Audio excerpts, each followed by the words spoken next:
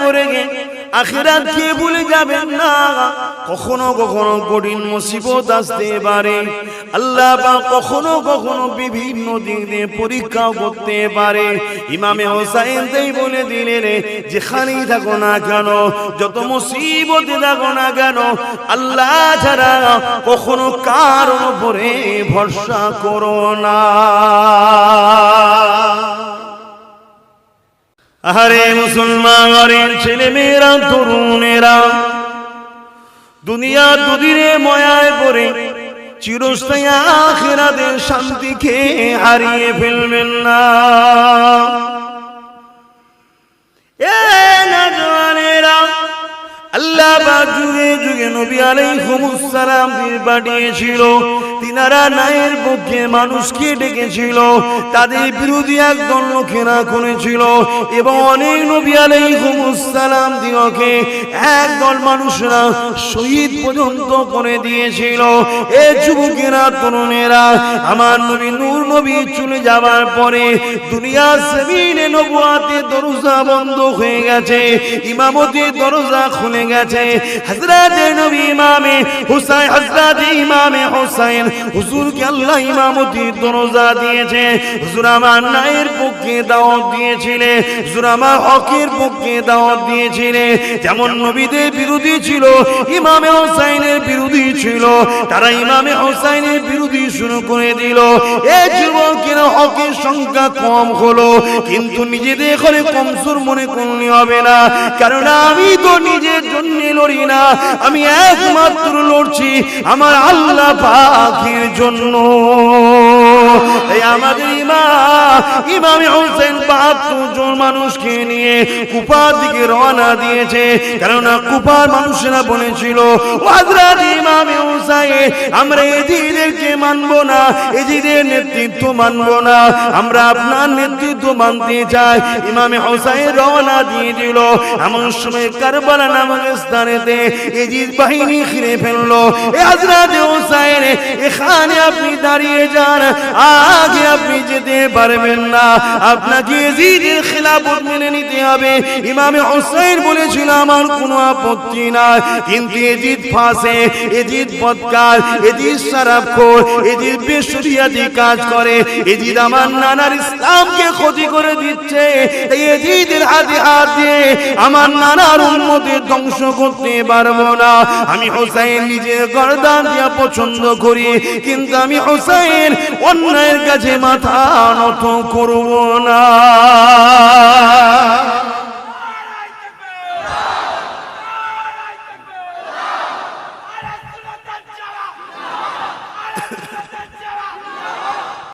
পৃথিবীর বুকে এত সুন্দর বাচ্চা ইমামে হোসাইন, ইমামে হাসান, যারা রাসূলের পাক সাল্লাল্লাহু আলাইহি ওয়াসাল্লামের কাঁধে চেপে ঘুরেছে, রাসূলের পিঠে চেপে ঘুরেছে,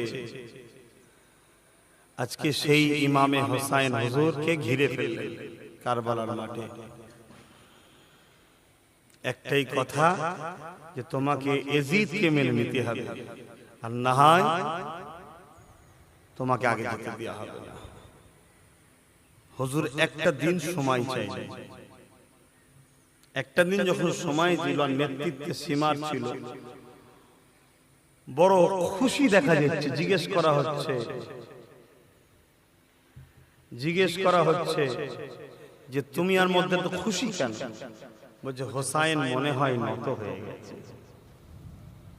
বাকিরা বলছে, যদি নত নাই হয়, মাত্র ৭২ জন আছে, তার মধ্যে মহিলা আছে, বাচ্চা আছে, সব মিলিয়ে ৭২ জন, আমরা ৩০০০-এর উপরে। তখন বলছে, কে ওটা জানিস? শেরে খোদা, আল্লাহর বাগের সন্তান। জোরে বলুন সুবহানাল্লাহ। পৃথিবীতে কোন বীর পুরুষ হয়নি যে হোসাইনের মোকাবেলা করতে পারবে। বলুন আল্লাহু আকবার। ইমামে হোসাইন হুজুর তাবু তৈরি করতে বললেন, তাবু তৈরি হলো। এজিদ বাহিনীরও তাবু তৈরি হলো। আজানের সময় হয়েছে, আজান হচ্ছে। ইমামে হোসাইন হুজুরের তাবু আর এজিদ বাহিনীর তাবু তো দেখি আজান হচ্ছে। দুই আজান সমান নয়, দুই আজান সমান নয়। সেদিনও যেমন মুনাফিকরা ইহুদি জালিমদের চক্রান্তের শিকার হয়ে ইমামে হোসাইনের বিরোধী করে আজান দিয়েছিল, আজও মুমিন মুসলমানদের ঘরে ধোঁকা দেওয়ার জন্য আজও সমাজে মুমিনের পক্ষ আজান হয়, মুনাফিকের পক্ষ আজান হয়। দুই আজান কিন্তু সমান নয়। মানবেন না মানবেন আপনার কথা, কিন্তু আমার ইমাম তিনি নামাজ পড়লেন, এজিদ বাহিনী তো নামাজ হচ্ছে, আমার ইমাম রাত্রিরে কোরআন পড়লেন। কেন আজান দিয়েছে ভাই, নামাজ হবে তো আবার এখানে। রাত্রিরে কোরআন তেলাওয়াত করছেন, করে গভীর রাত হয়েছে। হুজুর আমার একটু আরাম, বিছানায় পিঠ দিলেন, ঘুমিয়ে পড়লেন।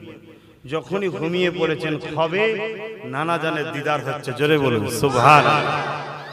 নানা জান কারবালার যে ময়দান, যেখানে ইমামে হোসাইন হুজুর শহীদ হবেন, ওই জায়গাতে কি যেন একটা সংগ্রহ করছে। ইমামে হোসাইন হুজুর জিজ্ঞেস করছেন, নানা আপনি কি করছেন? ইমামে হোসাইন হুজুরকে তখন বলেছিলেন, তোমাকে যে আমার উম্মত দাবিদারদের মধ্যে একদল তোমাকে যে শহীদ করবে, তার খুন, তোমার রক্ত খুন, সেটাকে আমি জমা করছি। কেন? কিয়ামতের দিন যখন আমার উম্মতরা গুনার পাল্লা ভারী হয়ে যাবে, আল্লাহর রাস্তায় তুমি হকের জন্য গলা কাটিয়েছো, তোমার দুহাই দিয়ে, তোমার ওসিলায়, তোমাকে দেখিয়ে আমার উম্মতের কোটি কোটি জাহান্নামী উম্মতকে জান্নাতি বানাবো। জোরে বলুন সুবহানাল্লাহ। তাহলে আপনারা সেই হোসাইনের পক্ষে দাঁড়াবেন না?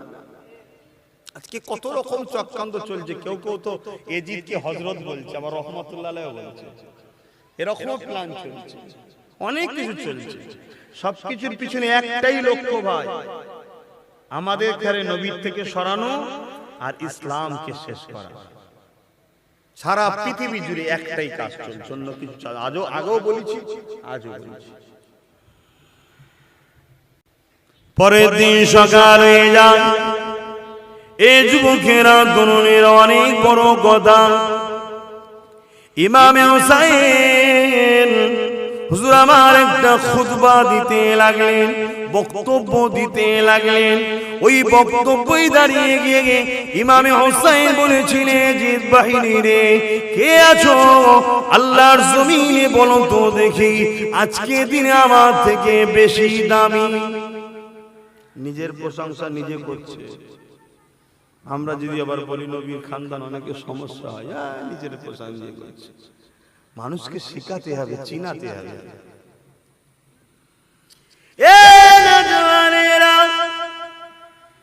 ইমামে হোসাইন বলতে লেগেছে, ওই দিকে রাজ ক্ষমতা রয়েছে, ওই দিকে ধন দৌলত রয়েছে, ওই দিকে সৈন্য সামন্ত বেশি রয়েছে, ওই দিকে অর্থ রয়েছে, অনেক কিছুই রয়েছে, কিন্তু এইদিকে দুনিয়া আছে, আখিরাতের জান্নাত নাই।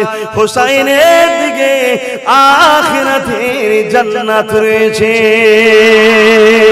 এজিদ বাহিনী একবার বলো তো দেখি, যদি তোমরা এজিদ বাহিনীর দিকে থাকো, দুনিয়ায় ধন দৌলত পুরস্কার হয়তো পাবে, হোসাইনকে ধরে নিয়ে যেতে পারলে অনেক ধন দৌলত হয়তো দেবে, হোসাইনের শের মুবারককে কেটে নিয়ে যেতে পারলে অনেক পুরস্কার হয়তো দুনিয়ায় পাবে, কিন্তু এজিদের দিকে জান্নাত নেই, জাহান্নাম রয়েছে, আর হোসাইনের দিকে জান্নাত রয়েছে।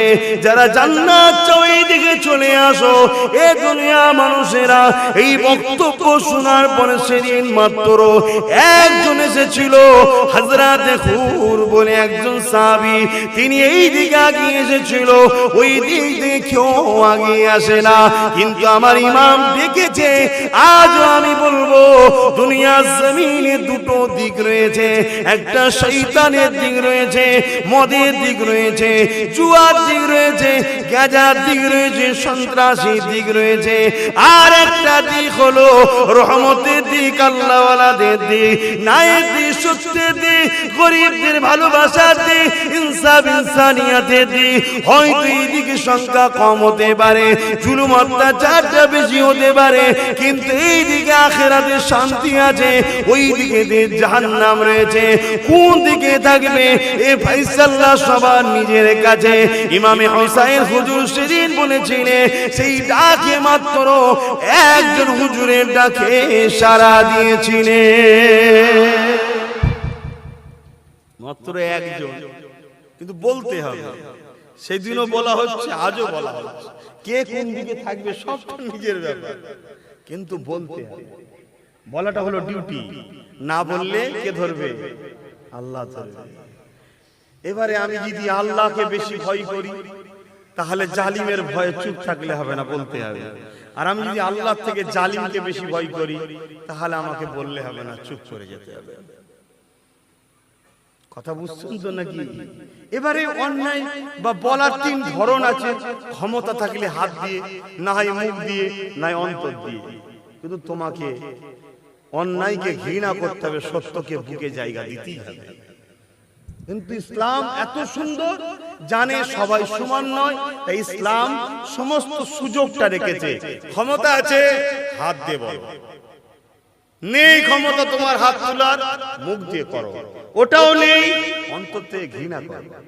এই তিনটের মধ্যে যদি কোনোটা না পাওয়া যায়, রাসূল বলছে তার মধ্যে ঈমান বলে কিছু নেই। তাহলে ঈমান, অন্যায় দেখলে যদি ঘৃণাও অন্তরে তাকে না করি বা সেই জিনিসকে, তাহলে ঈমান থাকবে? একটু সারা দেন, থাকবে? তাহলে ঘৃণা করতে হবে অন্যায় দেখলে। আর ন্যায়কে ক্ষমতা থাকলে হাত দিয়ে সাপোর্ট করো। করতে পারছো না, হাত দিয়ে সাপোর্ট করলে, প্রকাশ্য সাপোর্ট করলে অসুবিধা আছে। মুখ দিয়ে সাপোর্ট করো, মুখ দিয়ে করলে অসুবিধা হচ্ছে, অন্তর থেকে তো সাপোর্ট করো। যদি এটাও না থাকে, তাহলে তুমি ঈমানদার দাবি করো কেন? আর মসলা শুধু আম মানুষদের জন্য আলাদা আর হুজুরদের জন্য আলাদা তা নয়, মসলা সবার জন্য সমান। কারণ ইসলাম কারো বাপের সম্পত্তি নয়, এ ধর্ম কারো ব্যক্তিগত নয়। হাজারো কোটি আব্বাস সিদ্দিকী এসেছে, আসছে, আসবে, যাবে, মরছে, চলে যাবে, কিন্তু ইসলাম ইসলামের জায়গায় দাঁড়িয়ে আছে। কে পরিবর্তন করার ক্ষমতা কারণ নাই। এটা আল্লাহর মনোনীত, আল্লাহর পছন্দের ধর্ম হলো ইসলাম। জোরে বলুন সুবহানাল্লাহ। আরে আমার ইমামে হুসাইন হুজুর বক্তব্য দিলেন, যাদের কপালে হিদায়াত থাকে তারাই তো হিদায়াত হয়। আল্লাহর কোরআন জানিয়ে দিল, খাতামাল্লাহু আলা কুলুবিহিম, যাদের অন্তরে আল্লাহ মোহর মেরে দেয়, পরিবর্তন হয় না। কান থাকতো কালা হয়ে যায়, চোখ থাকতো কানা হয়ে যায়, মুখ থাকতো বুবা হয়ে যায়, তারা কিন্তু পরিবর্তন হবার কখনো হয় না। আর মনে রেখে দেবেন, পৃথিবী জমিনে আল্লাহ ওয়ালাদের সঙ্গে যারা বিয়াদবি করে, আল্লাহ কখনো এদের নসিবে হিদায়াতটা দেয় না। এ নওজোয়ান তরুণেরা, আল্লাহ নবী দোয়া চেয়েছিলেন, আল্লাহ ভাই আবু জেহেল নাই ওমর, দুজনের মধ্যে থেকে একজনকে ঈমানের কলেমা পড়িয়ে জান্নাতি দলে ঢুকিয়ে দেন। আমার আল্লাহ বা আবু জেহেলের কপালে ঈমানের কলেমা দিল না, এমন করে ওমর ফারুকের কপালে দিল। কেননা ওমর ফারুকের মধ্যে আদব ছিল, এই আদব থাকলে হিদায়াত পাওয়া যায়। এই যুবকেরা, তরুণেরা, বাবেরা, আমার ইমামে হুসাইন এমন করে কারবালার ময়দানেতে এলান করে দিল যে অন্যায় কাজে মাথা নত করা যাবে না। সঙ্গী সাথীদের ঘরে বলতে লাগলো, তোমরা আগে আগে যে যার মতো চলে যেতে পারো, আমি ইমামে হুসাইনকে একা ছেড়ে দাও। কেন এই জিদ আমার রক্তের পিপাসিত রয়েছে, তোমাদের নয়, তোমরা চলে যেতে পারো। কিন্তু তিনারা বলেছিল, ও হযরত ইমামে হুসাইন, আমরা কি মুসা নবীর উম্মতের মতো? যে মুসা নবীর উম্মতেরা মুসা নবীকে বলেছিল, তুমি আর তোমার আল্লাহ পাক লড়াই করো, আমাদের ঘরে ছেড়ে দাও। না, আমরা সেটা করব না। যদি বাঁচতে হয় আপনার সঙ্গে বাঁচবো, আর যদি শাহাদত বরণ করতে হয় আপনার সাথে মরণ শাহাদত নেব। ঈমান তো এটাই, আপনাকে ছেড়ে দেবো না। সংখ্যা কম, ওদিকে 3000, আর বাচ্চারা তো লড়াই করতেও পারবে না। তো যদি শহীদ হতে হয় আপনার সাথেই হব, আর যদি বাঁচতে আপনার সাথে বাঁচবো, ছেড়ে যাব না। হুজুর তো চলে গেছে, ইমামে হোসাইন হুজুর তো চলে গেছে, শহীদ হয়ে চলে গেছে। তেনার খানদান আছে না? কথা বলছেন না কেন? আজ সেই খানদানকে মিটাবার জন্য ষড়যন্ত্র চলছে। সেদিন হোসাইনকে মিটাতে চেয়েছে এজিদ, আর আজকে এজিদ বাহিনী বা তার উত্তরসূরিরা আজও হোসাইনের খানদানকে মিটাতে চাইছে। সেদিনও এজিদ হেরেছে, আজও এজিদ বাহিনী হারবে ইনশাআল্লাহ, ঠিক না বেটি? আচ্ছা বলুন তো ভাই, ইমাম হোসাইন হুজুর তো শহীদ হয়ে গিয়েছিলেন, তাহলে হেরেছে কে, হোসাইন হুজুর না এজিদ? হুজুর তো শহীদ হয়ে গেলেন, তাও বলছেন এজিদ হেরেছে। ভালোবাসেন বলে অন্ধর মতো বলছেন নাকি? বাস্তবটা বলুন, কে হেরেছে কে জিতেছে? কে হেরেছে কে জিতেছে বলুন। কষ্ট নিচ্ছেন? আমি আবার বলছি, আমি আপনাদের পরিবারের সদস্য মনে করি, আমি কোনো ভাড়াটিয়া বক্তা নয়, আপনাদের পরিবারের সদস্য মনে করি। আমি মনে করি আপনারা আবু বকর সিদ্দিকীর রুহানি সন্তান, আর আমরা রক্তের সন্তান, উভয় আমরা দাদা হুজুরের সন্তান, তাই তো নাকি গো? সেই পরিবারের মনে করে কথা বলছি। বলুন, ইমামে হোসাইন হেরেছে না জিতেছে? কেন, হুজুর তো শহীদ হয়ে গেল, এজিদ বাহিনী তো জিতে গেল, হোসাইন হুজুরের শের মুবারককে নেজার উপরে রেখে দিয়ে নিয়ে যাচ্ছে। এক লোক দাঁড়িয়ে যাচ্ছে, তোমরা দাঁড়াও, কার শের ওটা? না হোসাইনের। বলছি ইমাম তো এরকমই হয়, লিডার তো এরকমই হয়। সার কাটার পরও তো দেখ, নিজার উপরে সবার উপরেই হুজুরের মাথা। জোরে বলুন সুবহান। ইমামে হোসাইন অবশ্যই জিতেছে, এজিদ হেরেছে। এত লোক রয়েছে এখানে, একটা লোক হাত তুলে বলতে পারবেন গণতান্ত্রিক দেশে আমি আপনার উপর জুলুম করার অধিকার আমার দেশ দেয় নাই? আর আমি কোন জালিমের মতো নয় যে গণতন্ত্রকে হত্যা করে আপনাকে মারব। একদম বুকে সাহস নিয়ে একটা লোক বলতে পারবে যে আমি এজিদের পক্ষে, আমি এজিদকে ভালোবাসি? একটা কেউ বলতে পারবে? কিন্তু এখানে যতজন রয়েছে, সে দাড়ি চাঁদা হোক, প্যান্ট শার্ট পরা হোক, আর নামাজ কাজা করা হোক, আর যেই হোক, কিন্তু সবাই বুক ঠুকে বলবে হোসাইনের ছিলাম, আছি, থাকবো। চলে বলুন সুবহানাল্লাহ।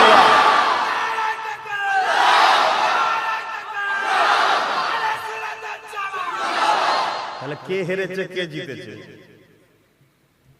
হোসাইনই জিতেছে। তাই তো আজও হোসাইন জিন্দা আছে, আজও হোসাইনের পক্ষে রয়েছে।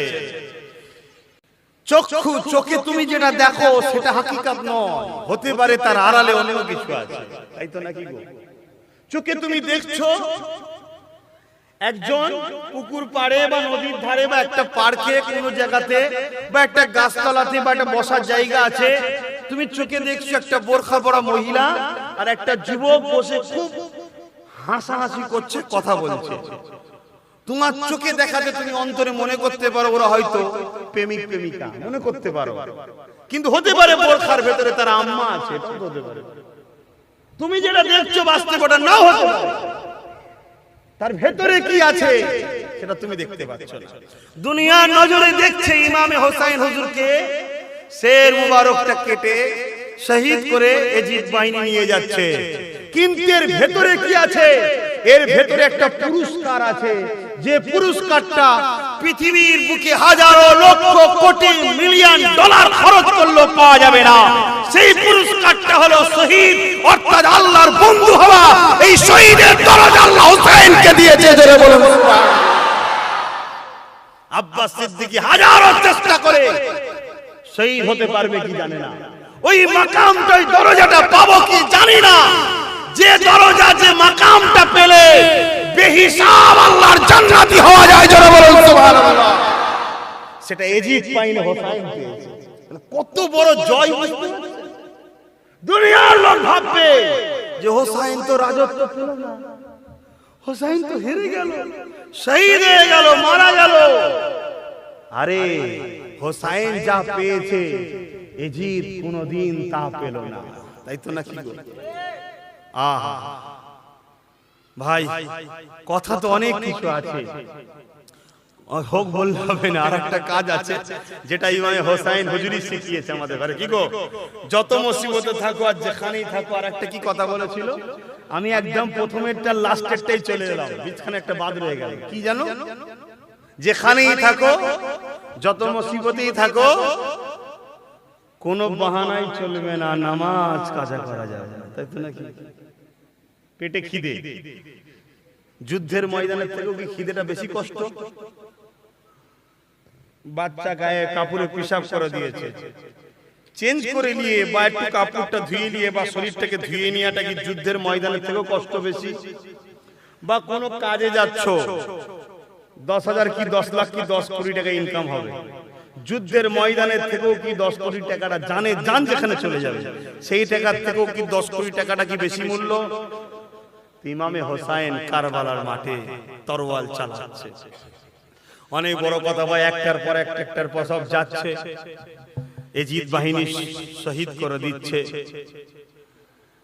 তেমন সময় ইমামে হোসাইন হুজুর নিজে গেলেন, আল্লাহু আকবার, ঘোড়ার পিঠে উঠেছে, যাচ্ছে নানার ওয়াদাকে পূরণ করতে।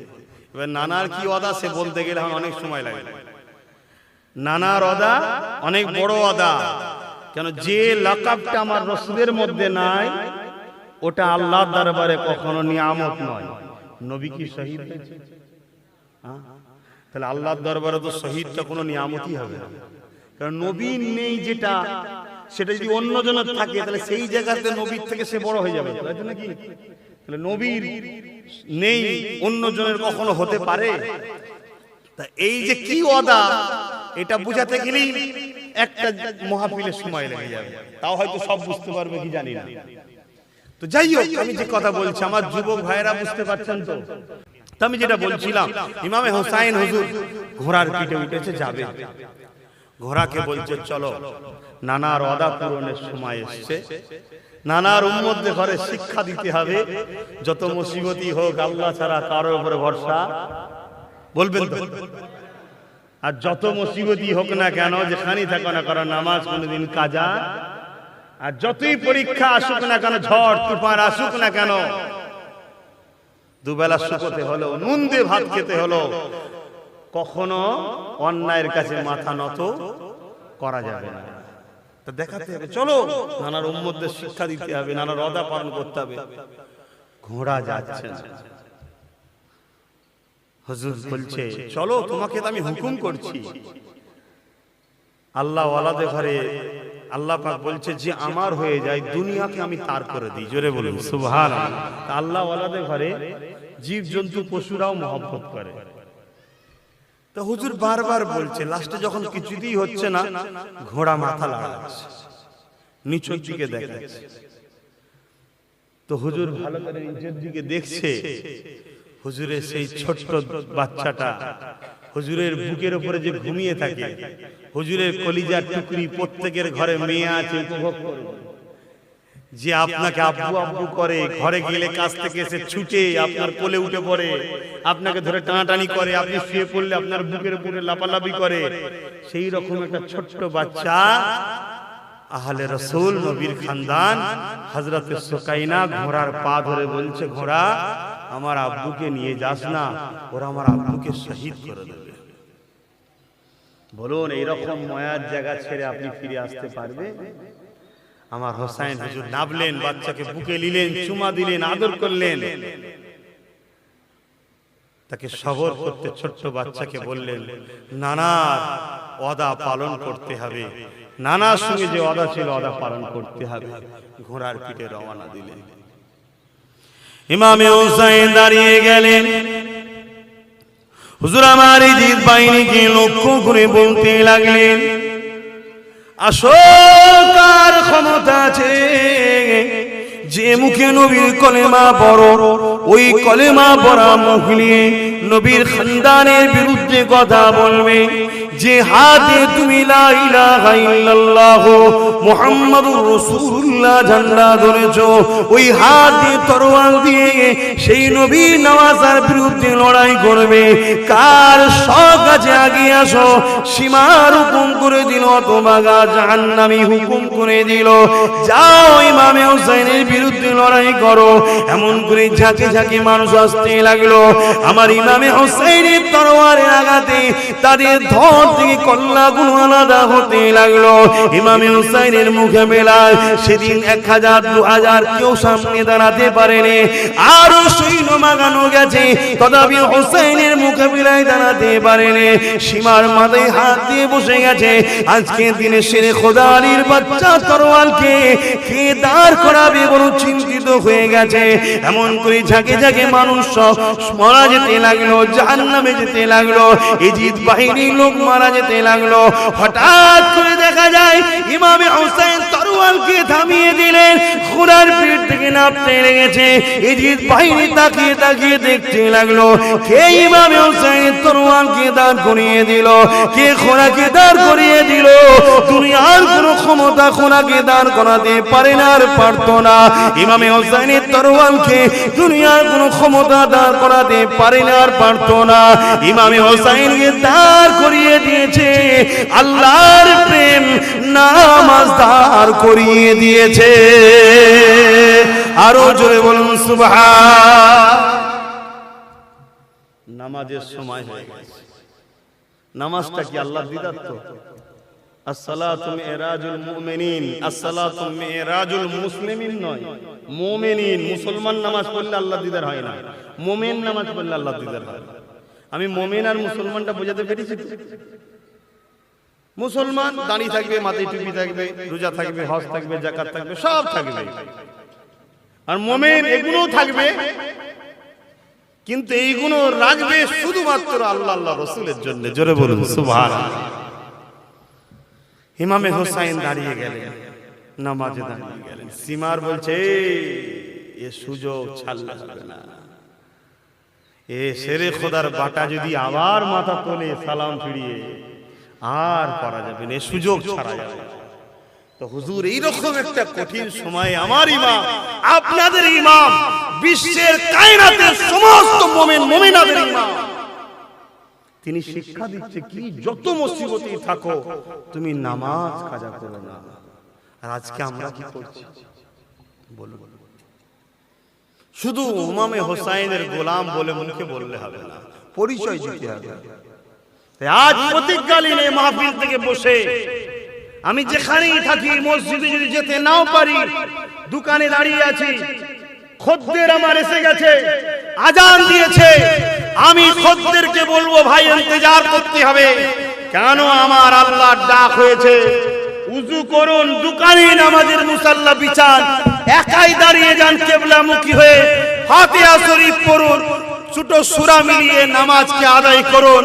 তাতে খদ্দের চলে গেল, মনে রাখবেন আমার আল্লাহ দেখছে, বান্দা আমার প্রেমে দুনিয়ার রুজি ছেড়ে দিয়েছে, তোমার জন্য আল্লাহ জান্নাতের দরজা খুলে দেবে।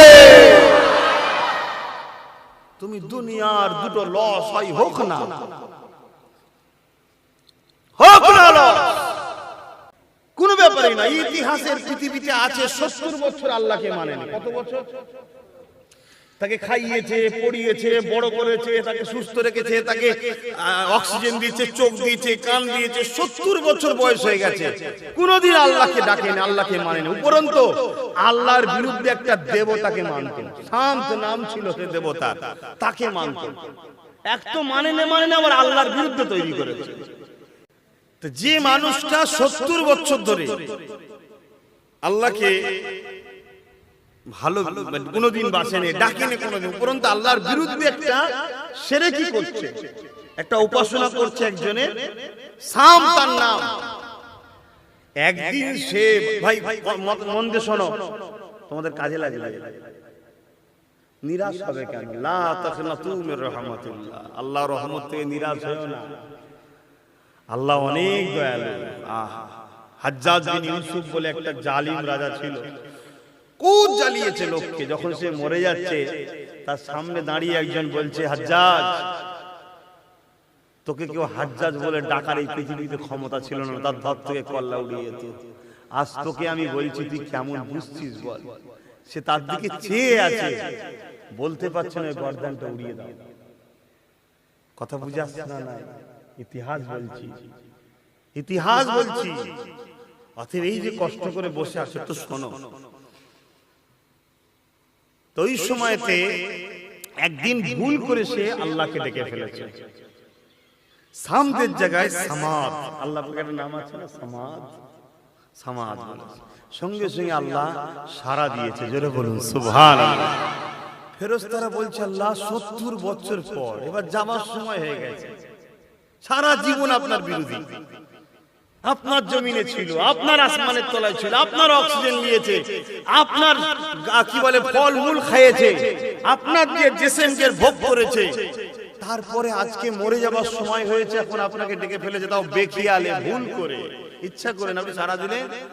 আল্লাহ বলল, বান্দা তো আমার, আমি তাদেরকে ভালোবাসি। জোরে বলুন সুবহানাল্লাহ। আমি তুমি যতই গুনাহ করে ফেলি, তাকে তো কখনো অস্বীকার করিনি। হতে পারে আমার তোমার গুনাহটা তিনি মাফ করাতে চায়, তাই দুনিয়ায় হয়তো কিছু শাস্তি দেয়, কিছু কঠিন পরীক্ষায় ফেলে, বা আমার কতটা প্রেম আল্লাহর উপরে, এই প্রেমটাকে দেখার জন্য হয়তো কিছু জিনিস হাত থেকে কেড়ে নিল, হয়তো কিছু জিনিস চাইলাম দিল না। মন খারাপ হলে হবে না, ধৈর্য ধরতে হবে। হযরত ইমাম সাত্তার কথা বলছিলাম, ইতিহাস আজও সাক্ষী আছে। ফেরাউন যখন নিজেকে খোদা দাবি করেছিল, ফেরাউনকে খোদা বলে যে না মানত, তার উপরে এত জুলুম অত্যাচার হতো, ওগুলো বলতে গেলে ইমাম হুসাইন হুজুরের কথা হবে না। আমি যে বিষয়টা শুধু বলতে যাইছি, সবল করো, ধৈর্য ধরো।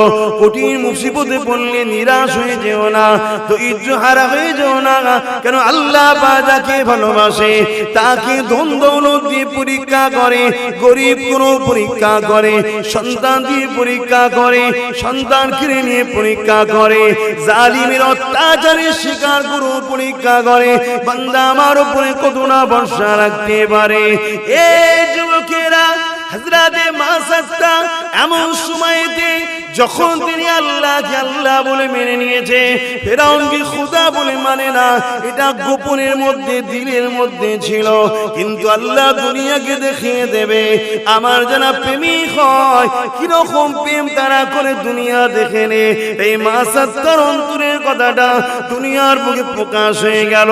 বাদশা ফেরাউনের কাছে খবর হয়ে গেল, তোমার ঘরে যে চাকরানি রয়েছে সে তোমাকে খোদা বলে মানে না। তাই তুই খবরটা বাদশা পেয়ে যাওয়ার পরে মাসাত্তাকে জিজ্ঞাসা করলো, এ মাসাত্তা, শুনলাম নাকি তুমি আমাকে খোদা বলে মানো না। মাসাত্তা চিন্তা করতে লেগেছে যে ফেরাউনকে খোদা বলে মানে না, ফেরাউন তাকে জানে মেরে দেয়, আর যদি আমি ফেরাউনের কাছে মিথ্যা কথা বলি আমার আল্লাহ নারাজ হয়ে যাবে। মাসাত্তা ঠিক করে নিলেন, আমার জীবনটা আগে না আল্লাহর খুশিটা আগে। মাসাত্তা ঠিক করে নিয়ে বলেছিল, ফেরাউন রে, তুমি যা শুনেছো ঠিকই শুনেছো, আমি সেই আল্লাহকে মানি, লিল্লাহি মা ফিস সামাওয়াতি ওয়া মা ফিল আরদ, যিনি জমিন আসমানের একমাত্র মালিক, আল্লাহকে মানি। চিন্তা করুন, মিথ্যা বললে আল্লাহ অখুশি হবে, আর মিথ্যা না বললে জান চলে যাবে। কেন? ফেরাউন মেরে দেবে। এত জুলুম করত ফেরাউন, তার বিরুদ্ধে বলার কারো কথা ছিল না, সে যা বলবে তাই, তার বিরুদ্ধে যে হবে তাকে মেরে দেবে, যার বিরুদ্ধে যেই হবে তাকে জেলে ভরে দেবে, তার উপরে কেস, অত্যাচার, জুলুম, তাকে মারধর করবে। এরকম জুলুম ইতিহাস ফেরাউনের রয়েছে। আজও লোক ফেরাউনকে ডাকে, কিন্তু শয়তান বলে ডাকে, জালিম বলে ডাকে, খুনি বলে ডাকে। আর আজ ফেরাউনের রুহে আযাব হচ্ছে, মানেন না? মানেন? জোরে বলুন, কঠিন আযাব হচ্ছে। কিন্তু মাসাত্তা চিন্তা করলো, আমার কাছে জান আগে না আল্লাহর খুশি আগে? আপনাদের কাছে কোনটা আগে? মুখের ওটা কথা, অন্তরে কি আছে বলুন। আমি হয়তো অন্তরের খবর জানি না, কিন্তু আল্লাহ জানেন না, জানেন না। আপনি মুখে বলে দিলেন আল্লাহর খুশি আগে, আর অন্তরে নিজের জান আগে। জান্নাত জাহান্নাম ফায়সালা তারা আমি করব না, করবে কে? লাভ হবে ভেবে দেখতে হবে। প্রত্যেকটা কদম ফেলার আগে দেখতে হবে এই কদমে আল্লাহ রাজি না অখুশি, ভাবতে হবে। হযরত ইমাম সাদ্দার এই কথাটা শোনা পরে ফেরাউন রেগেলাল হয়ে যায়। এ মা সাদ্দা, তোমার এত বড় সাহস, আমার সামনে দাঁড়িয়ে তুমি মুখে উপরে মুখে কথা বলে দিলে। এ নওজওয়ানেরা, এ আমার আম্মারা বোনেরা, দুদিনের দুনিয়া ময়ায় পড়ে গে আখিরাত কে ভুলে যাবেন না। কখনো কখনো কঠিন মুসিবত আসতে পারে, আল্লাহ পাক কখনো কখনো বিভিন্ন দিক দিয়ে পরীক্ষাও করতে পারে।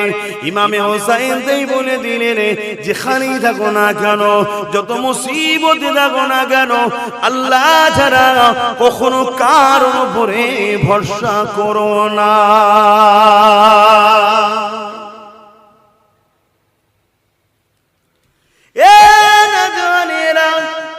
হযরত মা সাদ্দাকে ফিরাউন বলে দিল, এ মা সাদ্দা, সময় আছে, তুমি যা বলেছো সে কথাকে ফিরিয়ে নাও, আমাকে খোদা বলে মেনে নাও, নাই তোমার উপরে অনেক জুলুম অত্যাচার হবে। হযরত মা সাদ্দা বলেছিল, হা ফিরাউন, শুনে রেখে দাও, তুমি আমার শরীরের উপরে জুলুম করতে পারো, আমার জিসমের উপরে জুলুম করতে পারো, কিন্তু আমি আল্লাহকে এমন একটা জায়গায় বসিয়ে দিয়েছি, ওই জায়গা থেকে আল্লাহকে সরাতে দুনিয়া আখিরাত পৃথিবীর কোনো ক্ষমতা কারো না।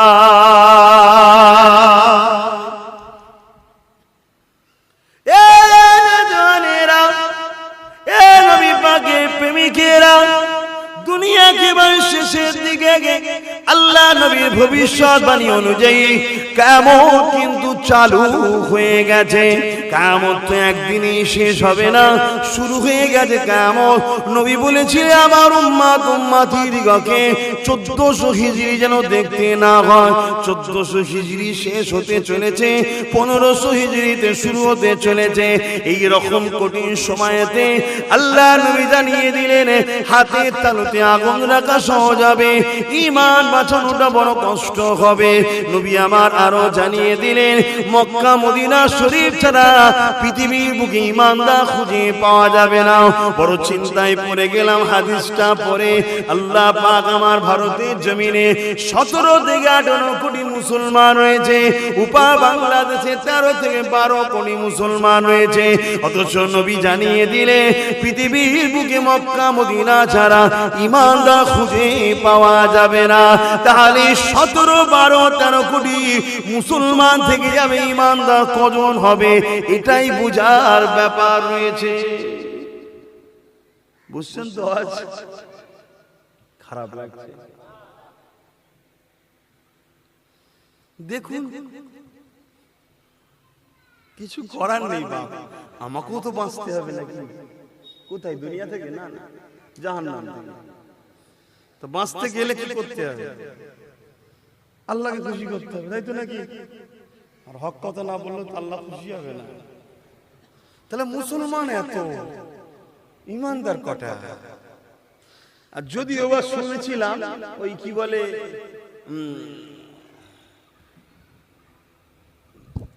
আমরা নিশ্চয়ই সবাই জানি যে মুসলমান বা ইসলামের অনুসারী আমরা জানি যে পুরুষের থেকে নারীদের দোয়াটা আমাদের বেশি কবুল হয়, তাই তো নাকি গো?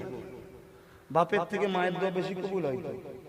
একটু কথা বলবেন, পুরুষের থেকে নারীর দোয়া বেশি কবুল হয়। আম্মারা একটু বিশেষ করে শোনেন, শুনছে তো নাকি? মায়েরা বোনেরা শুনছে তো? আল্লাহ বাদ হয়ে গেছে। এই যে দোয়া কবুল হয়, নারীদের দোয়াটা বেশি কবুল হয়। কেন কবুল হয়? পুরুষরা বাইরে থাকে, বিভিন্ন জায়গায় উঠা বসা করে, বিভিন্ন জায়গায় খাওয়া দাওয়া করে, বিভিন্ন লোকের খাবার খায়, ঠিক তো নাকি গো? আর মহিলারা বাড়ি থাকে, আমরা যা ইনকাম করে দিই সেই পয়সা খরচ করে।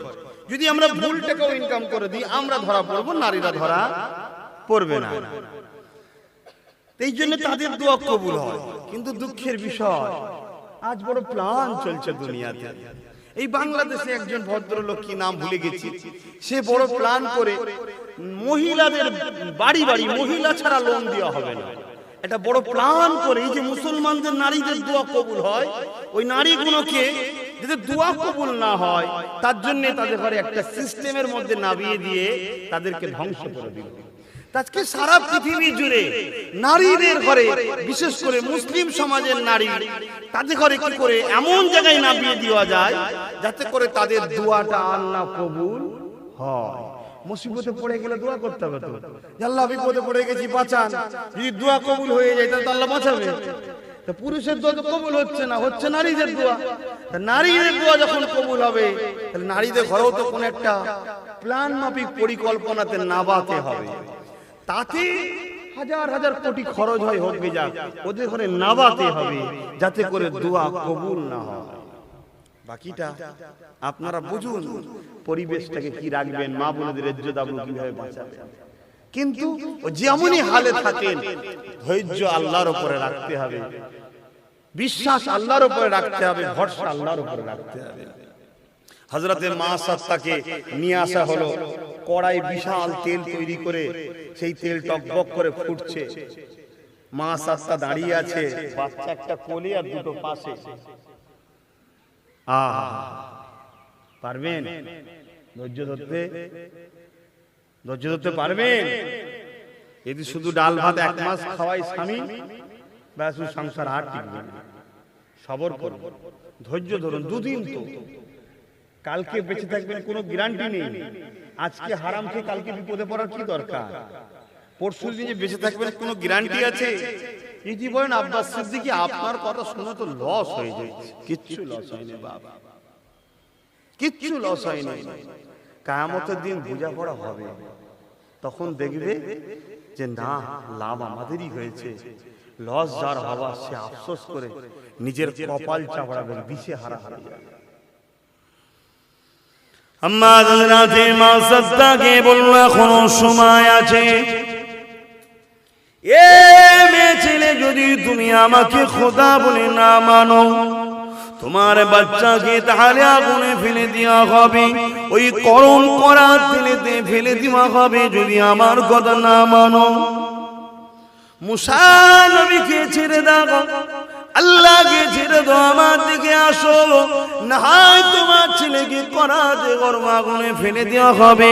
আজকে কেউ যদি আপনাকে বলে হক থেকে চলে আসো, মসজিদ থেকে চলে আসো, আল্লাহওয়ালাদের থেকে চলে আসো, খানদানের রাসূলদের থেকে চলে আসো, না হয় তোমার উপরে জুলুম অত্যাচার হবে, কোন দিকে যাবেন সেটা তো আপনার বিবেচনার ব্যাপার, তাই তো নাকি? কিন্তু পরীক্ষা আল্লাহ করবে, কিচ্ছু করার নেই, কিচ্ছু করার নেই। এই যুবকেরা, তরুণেরা, হযরতে মা সাদ্দা এমন করে দেখা যায় চোখের পানি ছেড়ে দিয়েছে। জালিম রে, অত্যাচার করিস না, জুলুম করিস না, আল্লাহকে ভয় কর, ডর কর। ফেরাউন তখন বলেছিল আমি তো খোদা, নাউযুবিল্লাহ মিন জালিক, আমাকে কে ডরাবে, কে ভয় করাবে? এই সময় মা সাদ্দা চোখের সামনেতে এমন করে বড় ছেলেটাকে নিয়ে গরম করা তেলেতে ফেলে দিল, টকপক করে ফুটন্ত তেলেতে ফেলে দিল। চিৎকার করতে লাগলো মা মা বলে। আস্তে আস্তে নিঃশ্বাসটা বন্ধ হয়ে গেল, চুপ হয়ে গেল, বাচ্চাটা তেলের উপরে ঠান্ডা হয়ে গেল।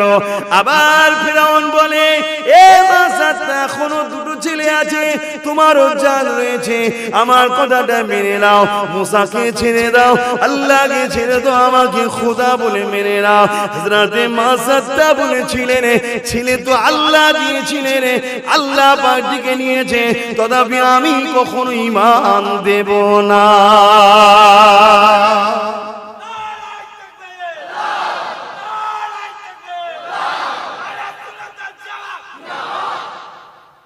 ভেবে দেখুন ঈমান কি জিনিস। ঈমান কি জিনিস? রাসূল বললেন মক্কা মদিনা ছাড়া ঈমানদার খুঁজে পাওয়া যাবে না। যদি মনে করেন সময় দেরি আছে, ইতিহাস বলছে সময় দেরি নেই, রাসূলের ভবিষ্যৎবাণী অনুযায়ী সময় দেরি না। আব্বাস সিদ্দিকী যদি বেঁচে থাকে হয়তো ইমাম মেহদী সাল্লামের সঙ্গে দেখা হতে পারে। আল্লাহ কবুল করো, বলুন আমিন। হুজুরের যেন গোলাম হতে পারে, হুজুরের জুতো পরে যেন ঘুরতে পারি, বলুন আমিন। তবে আপনাদের বাচ্চা বোনেরা হয়তো দেখা হতে পারে। এই যুবকরা, তোমাদেরও ইনশাআল্লাহ হতে পারে। তার মানে কত কাছে, বুঝতে পারছো? হতে পারে। যেটা রাসূলের ভবিষ্যৎবাণী অনুযায়ী নমুনা, 70টা রাসূল ভবিষ্যৎবাণী করেছে, তার মধ্যে 65 প্লাস ঘটে গেছে। কোথায় আর দুনিয়া? তাহলে সারা পৃথিবীতে 200 কোটি মুসলমান কম বেশি ঈমানদার কটা? খারাপ লেভেলে না, 1 লক্ষ। ওই কি বলে ওদের ঘরে, না পুরুষ না মহিলা, বুঝতে পারছেন? 1 লক্ষ।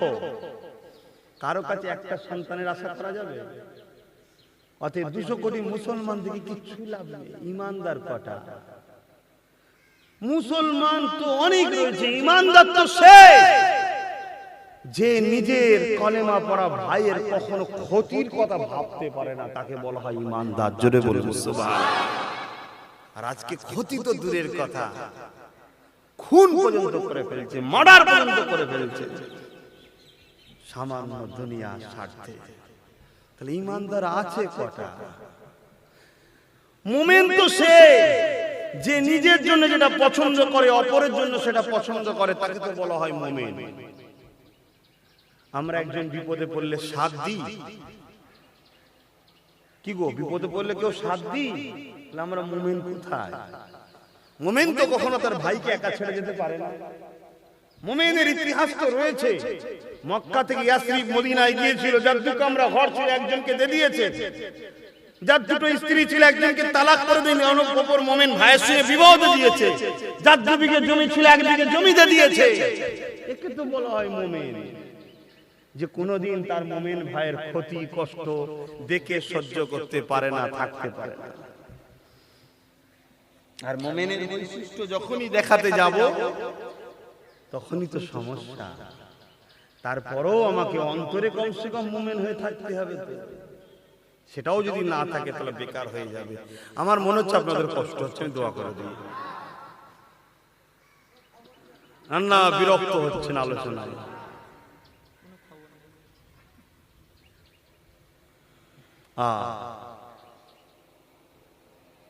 মক্কা শরীফে ইমাম মেহদী সাল্লামের হাতে হাত দেবে 313 জন সর্বপ্রথম। 313। আর কি ঈমানদার ছিল না মক্কা শরীফে? যখন তওয়াফ হবে, যখন হাত দিয়ে বায়াত হবে, ঈমানদার থাকবে না? আর কি মুসলমান থাকবে না? কিন্তু বায়াত হবে কজন মাত্র? 313 জন। কথা কিছু মাথায় ঢুকছে? ব্যাপারটা ঠিক না? আমি যা আল্লাহ পাক যতটুকু জানিয়েছে, আলেম ওলামারাও জানে, যারা আলেম আছে, সব কথা না আম সমাজে বলা যায় না। আমি একটু বেশি ভালোবেসে ফেলেছিলাম, বা হয়তো এটা ভুলই ছিল কি জানি না, অনেক কথা আম সমাজে বলে ফেলেছিলাম। এত কিছু ঘটতে চলেছে, বা যেগুলো আমরা জানি ভবিষ্যৎবাণী নবীর, যদি আপনাদের শোনাই আপনারা ভয়ে ঘর ঢুকে যাবেন, আর বেরোতে পারবেন না। আর এই মুসিবতগুলো থেকে আপনারা উদ্ধার হতে পারবেন না। কিচ্ছু করার নেই, কিচ্ছু করার নেই। মুসিবত থেকে আপনারা উদ্ধারও হতে পারবেন না, হাজারো চেষ্টা করলে পারবেন না।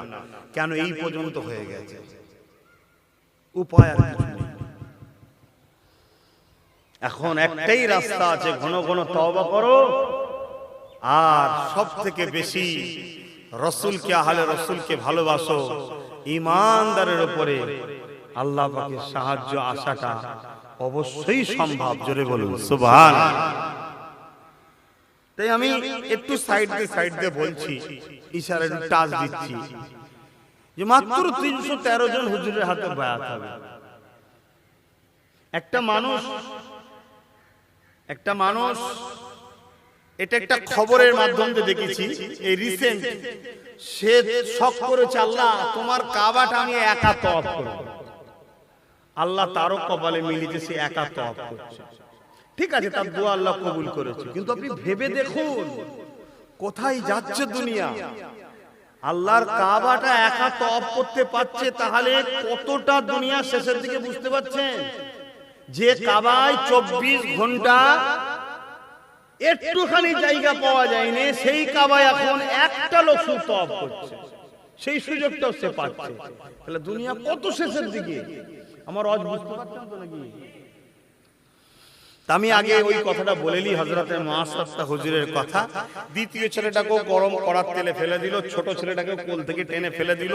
মুআসসাসকে এবার জিজ্ঞেস করছে, তোমার জানটা নিয়ে যাও। অথচ কত আল্লাহকে ভালোবাসে বুঝতে পারছেন? তিনটে বাচ্চা চলে গেল, তথাপি আল্লাহ ছাড়া নেই। সেই মানুষটাকে যদি আল্লাহ পরীক্ষা করতে পারে, তোমাকে আমাকে পরীক্ষা করবে না? মন খারাপ করলে হবে, ধৈর্য হারা হলে হবে?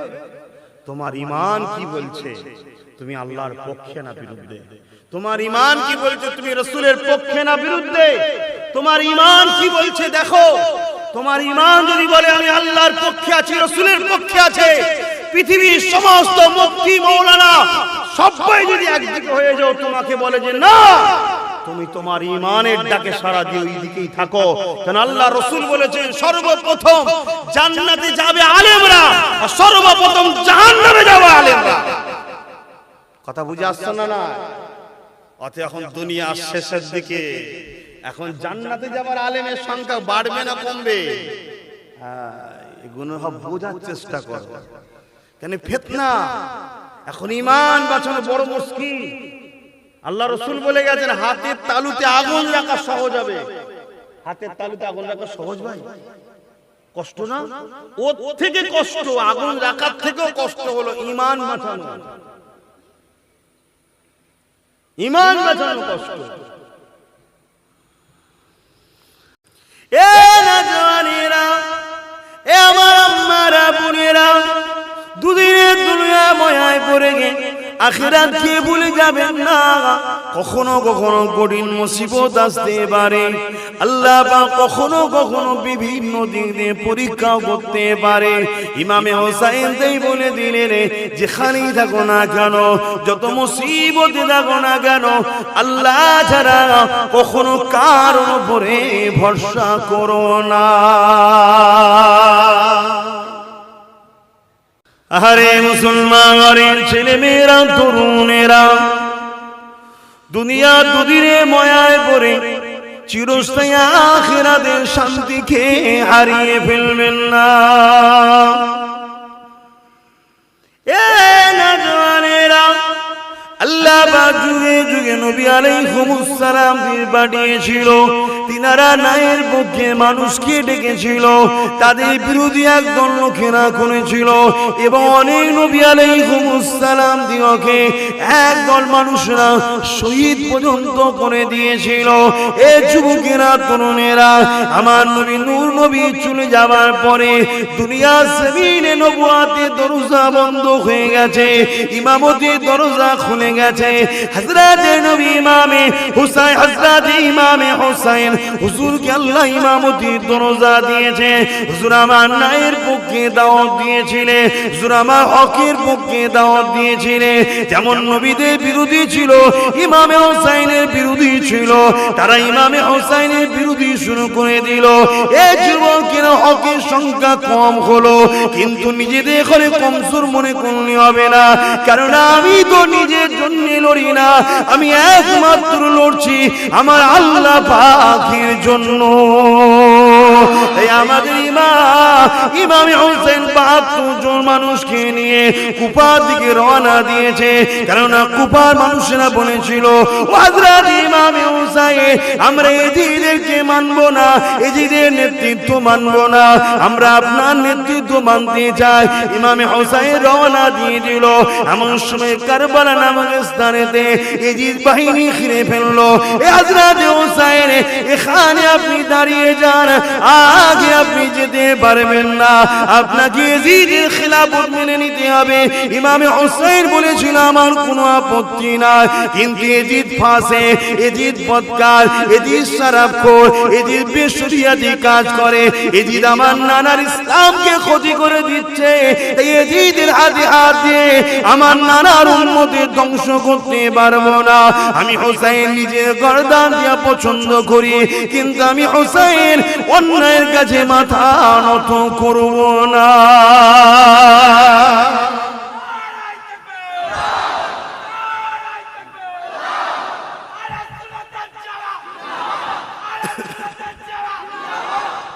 পৃথিবীর বুকে এত সুন্দর বাচ্চা ইমামে হোসাইন, ইমামে হাসান, যারা রাসূলের পাক সাল্লাল্লাহু আলাইহি ওয়াসাল্লামের কাঁধে চেপে ঘুরেছে, রাসূলের পিঠে চেপে ঘুরেছে,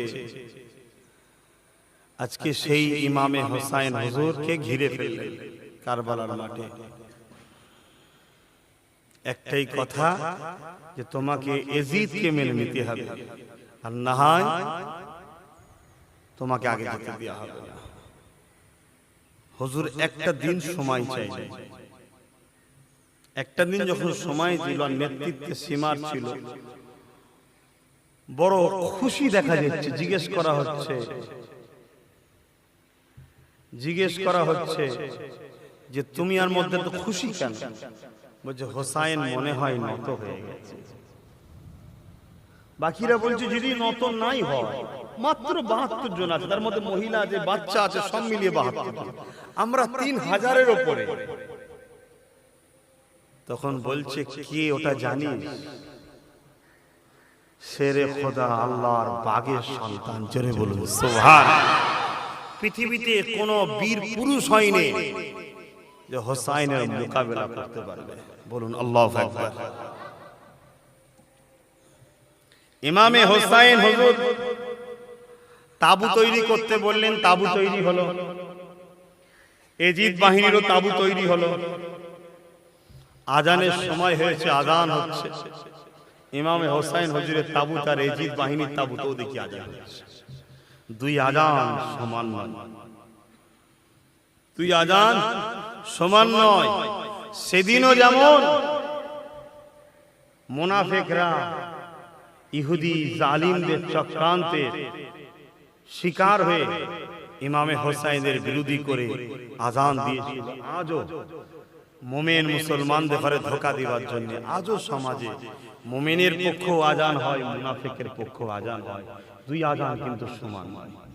মানবেন না মানবেন আপনার কথা, কিন্তু আমার ইমাম তিনি নামাজ পড়লেন, ইয়াজিদ বাহিনী তো নামাজ হচ্ছে, আমার ইমাম রাত্রিরে কোরআন পড়লেন। কেন আজান দিয়েছে ভাই, নামাজ হবে তো আবার এখানে।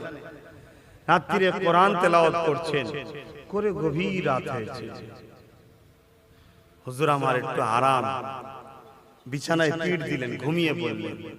যখনই ঘুমিয়ে পড়েছেন, হবে নানা জানের দিদার হচ্ছে। জোরে বলুন সুবহানাল্লাহ। নানা জান কারবালার যে ময়দান, যেখানে ইমামে হোসাইন হুজুর শহীদ হবেন, ওই জায়গাতে কি যেন একটা সংগ্রহ করছে। ইমামে হোসাইন হুজুর জিজ্ঞেস করছেন, নানা আপনি কি করছেন? ইমামে হোসাইন হুজুরকে তখন বলেছিলেন, তোমাকে যে আমার উম্মত দাবিদারদের মধ্যে একদল তোমাকে যে শহীদ করবে, তার খুন, তোমার রক্ত খুন, সেটাকে আমি জমা করছি। কেন? কিয়ামতের দিন যখন আমার উম্মতরা গুনার পাল্লা ভারী হয়ে যাবে, আল্লাহর রাস্তায় তুমি হকের জন্য গলা কাটিয়েছো, তোমার দুহাই দিয়ে, তোমার ওসিলায়, তোমাকে দেখিয়ে আমার উম্মতের কোটি কোটি জাহান্নামী উম্মতকে জান্নাতি বানাবো। জোরে বলুন সুবহানাল্লাহ। তাহলে আপনারা সেই হোসাইনের পক্ষে দাঁড়াবেন না? আজকে কত রকম চক্রান্ত চলছে। কেউ কেউ তো ইয়াজিদকে হযরত বলছে, আবার রহমাতুল্লাহ আলাইহি বলছে। এরকম প্ল্যান চলছে, অনেক কিছু চলছে। সবকিছুর পিছনে একটাই লক্ষ্য ভাই, আমাদের ঘরে নবীর থেকে সরানো আর ইসলামকে শেষ করা। সারা পৃথিবী জুড়ে একটাই কাজ চলছে, অন্য কিছু আজও আগেও বলেছি, আজও বলছি। পরের দিন সকাল হয়ে যায়, এই যুবকেরা দুনিয়ার অনেক বড় কথা। ইমামে হোসাইন হুজুর আমার একটা খুতবা দিতে লাগলেন, বক্তব্য দিতে লাগলেন। ওই বক্তব্যই দাঁড়িয়ে গিয়ে ইমামে হোসেন বলেছিলেন, জিদ বাহিনী রে, কে আছো আল্লাহর জমিনে বলো তো দেখি, আজকে দিনে আমার থেকে বেশি দামি। নিজের প্রশংসা নিজে করছে। আমরা যদি আবার বলি নবীর খানদান, অনেকে সমস্যা হয়, নিজের প্রশংসা নিজে করছে। মানুষকে শিখাতে হবে, চিনাতে হবে।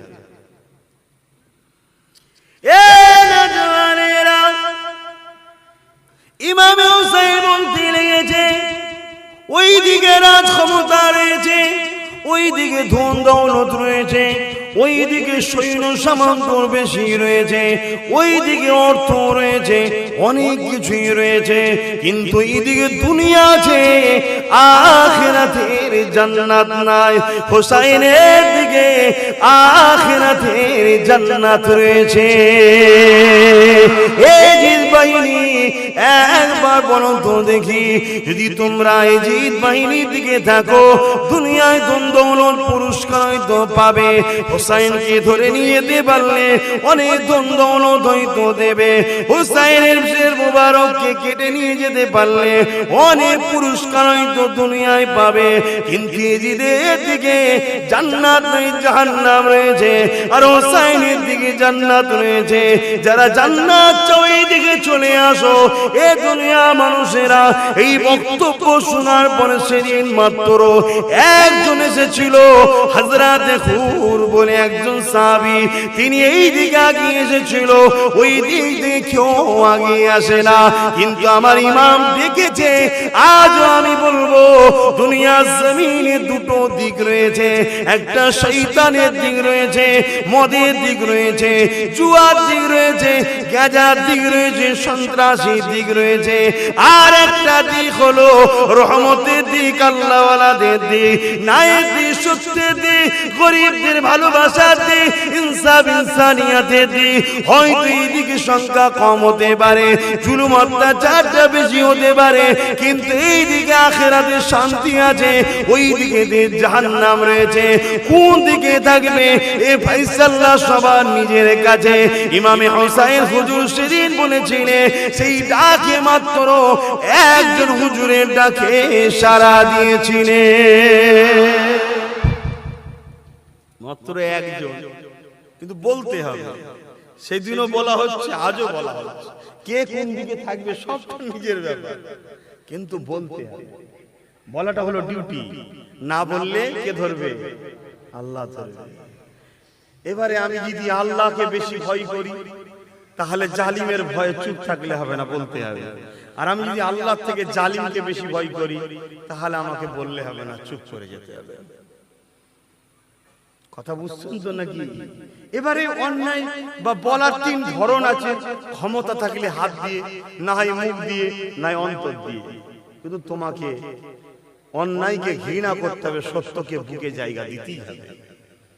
কিন্তু ইসলাম এত সুন্দর, জানে সবাই সমান নয়, তাই ইসলাম সমস্ত সুযোগটা রেখেছে। ক্ষমতা আছে, হাত দিয়ে বলো। নেই ক্ষমতা তোমার হাত তোলার, মুখ দিয়ে করো। ওটাও নেই, অন্তর থেকে ঘৃণা করো। এই তিনটের মধ্যে যদি কোনোটা না পাওয়া যায়, রাসূল বলছে তার মধ্যে ঈমান বলে কিছু নেই।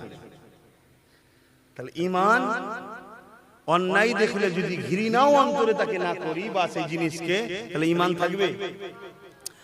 একটু সারা দেন, থাকবে? তাহলে ঘৃণা করতে হবে অন্যায় দেখলে। আর ন্যায়কে ক্ষমতা থাকলে হাত দিয়ে সাপোর্ট করো। করতে পারছো না, হাত দিয়ে সাপোর্ট করলে, প্রকাশ্য সাপোর্ট করলে অসুবিধা আছে। মুখ দিয়ে সাপোর্ট করো, মুখ দিয়ে করলে অসুবিধা হচ্ছে, অন্তর থেকে তো সাপোর্ট করো। যদি এটাও না থাকে, তাহলে তুমি ঈমানদার দাবি করো কেন? আর মসলা শুধু আম মানুষদের জন্য আলাদা আর হুজুরদের জন্য আলাদা তা নয়, মসলা সবার জন্য সমান। কারণ ইসলাম কারো বাপের সম্পত্তি নয়, এ ধর্ম কারো ব্যক্তিগত নয়। হাজারো কোটি আব্বাস সিদ্দিকী এসেছে, আসছে, আসবে, যাবে, মরছে, চলে যাবে, কিন্তু ইসলাম ইসলামের জায়গায় দাঁড়িয়ে আছে। কে পরিবর্তন করার ক্ষমতা কারণ নাই। এটা আল্লাহর মনোনীত, আল্লাহর পছন্দের ধর্ম হলো ইসলাম। জোরে বলুন সুবহানাল্লাহ। আরে আমার ইমামে হোসাইন হুজুর বক্তব্য দিলেন, যাদের কপালে হিদায়াত থাকে তারাই তো হিদায়াত হয়। আল্লাহর কোরআন জানিয়ে দিল, খতামাল্লাহু আলা কুলুবিহিম, যাদের অন্তরে আল্লাহ মোহর মেরে দেয়, পরিবর্তন হয় না। কান থাকতো কালা হয়ে যায়, চোখ থাকতো কানা হয়ে যায়, মুখ থাকতো বুবা হয়ে যায়, তারা কিন্তু পরিবর্তন হবার কখনো হয় না। আর মনে রেখে দেবেন, পৃথিবীর জমিনে আল্লাহ ওয়ালাদের সঙ্গে যারা বিয়াদবি করে, আল্লাহ কখনো এদের নসিবে হিদায়াতটা দেয় না। এ নওজোয়ান তরুণেরা, আল্লাহ নবী দোয়া চেয়েছিলেন, আল্লাহ ভাই আবু জেহেল নাই ওমর, দুজনের মধ্যে থেকে একজনকে ঈমানের কলেমা পড়িয়ে জান্নাতি দলে ঢুকিয়ে দেন। আমার আল্লাহ বা আবু জেহেলের কপালে ঈমানের কলেমা দিল না, এমন করে ওমর ফারুকের কপালে দিল। কেননা ওমর ফারুকের মধ্যে আদব ছিল, এই আদব থাকলে হিদায়াত পাওয়া যায়। এই যুবকেরা, তরুণেরা, বাবেরা, আমার ইমামে হোসাইন এমন করে কারবালার ময়দানেতে এলান করে দিল যে অন্যায় কাজে মাথা নত করা যাবে না। সঙ্গী সাথীদের ঘরে বলতে লাগলো, তোমরা আগিয়ে আগিয়ে যে যার মতো চলে যেতে পারো, আমি ইমামে হোসাইনকে একা ছেড়ে দাও, কেন এই জিদ আমার রক্তের পিপাসিত রয়েছে, তোমাদের নয়, তোমরা চলে যেতে পারো। কিন্তু তিনারা বলেছিল, ও হযরত ইমামে হোসাইন, আমরা কি মুসা নবীর উম্মতের মতো, যে মুসা নবীর উম্মতেরা মুসা নবীকে বলেছিল, তুমি আর তোমার আল্লাহ পাক লড়াই করো, আমাদের ঘরে ছেড়ে দাও। না, আমরা সেটা করব না, যদি বাঁচতে হয় আপনার সঙ্গে বাঁচবো, আর যদি শাহাদত বরণ করতে হয় আপনার সাথে মরণ শাহাদত নেব। ঈমান তো এটাই, আপনাকে ছেড়ে দেবো না। সংখ্যা কম, ওদিকে 3000, আর বাচ্চারা তো লড়াই করতেও পারবে না। তো যদি শহীদ হতে হয় আপনার সাথেই হব, আর যদি বাঁচতে আপনার সাথে বাঁচবো, ছেড়ে যাব না।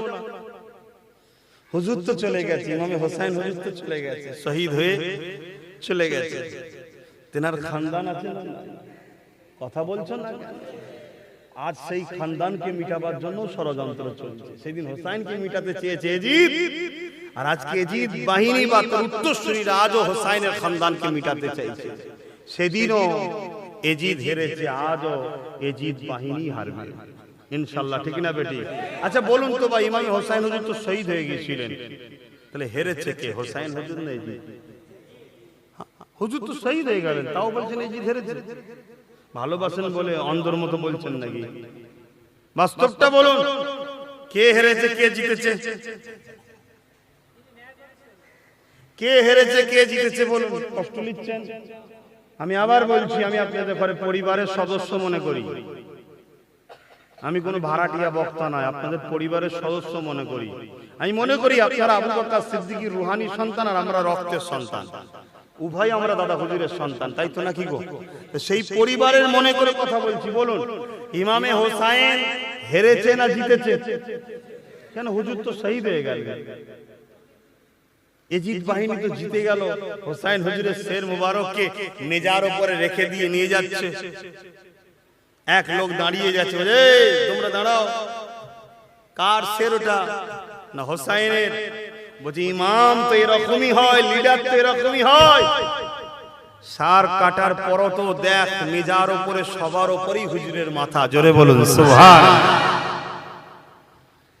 ইমামে হোসাইন অবশ্যই জিতেছে, এজিদ হেরেছে। এত লোক রয়েছে এখানে, একটা লোক হাত তুলে বলতে পারবেন গণতান্ত্রিক দেশে আমি আপনার উপর জুলুম করার অধিকার আমার দেশ দেয় না? আর আমি কোন জালিমের মতো নয় যে গণতন্ত্রকে হত্যা করে আপনাকে মারব। একদম বুকে সাহস নিয়ে একটা লোক বলতে পারবে যে আমি এজিদের পক্ষে, আমি এজিদকে ভালোবাসি? একটা কেউ বলতে পারবে? কিন্তু এখানে যতজন রয়েছে, সে দাড়ি সাজা হোক, প্যান্ট শার্ট পরা হোক, আর নামাজ কাজা করা হোক, আর যেই হোক, কিন্তু সবাই বুক ঠুকে বলবে হোসাইনের ছিলাম, আছি, থাকবো। চলে বলুন সুবহানাল্লাহ।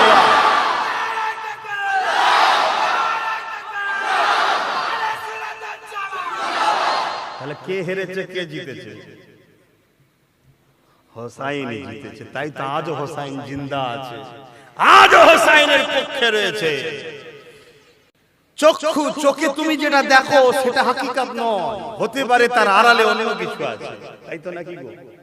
চোখে তুমি দেখছো একজন পুকুর পাড়ে বা নদীর ধারে বা একটা পার্কে কোনো জায়গাতে বা একটা গাছতলাতে বা একটা বসার জায়গা আছে, তুমি চোখে দেখছো একটা বোরখা পরা মহিলা আর একটা যুবক বসে খুব হাসাহাসি করছে, কথা বলছে।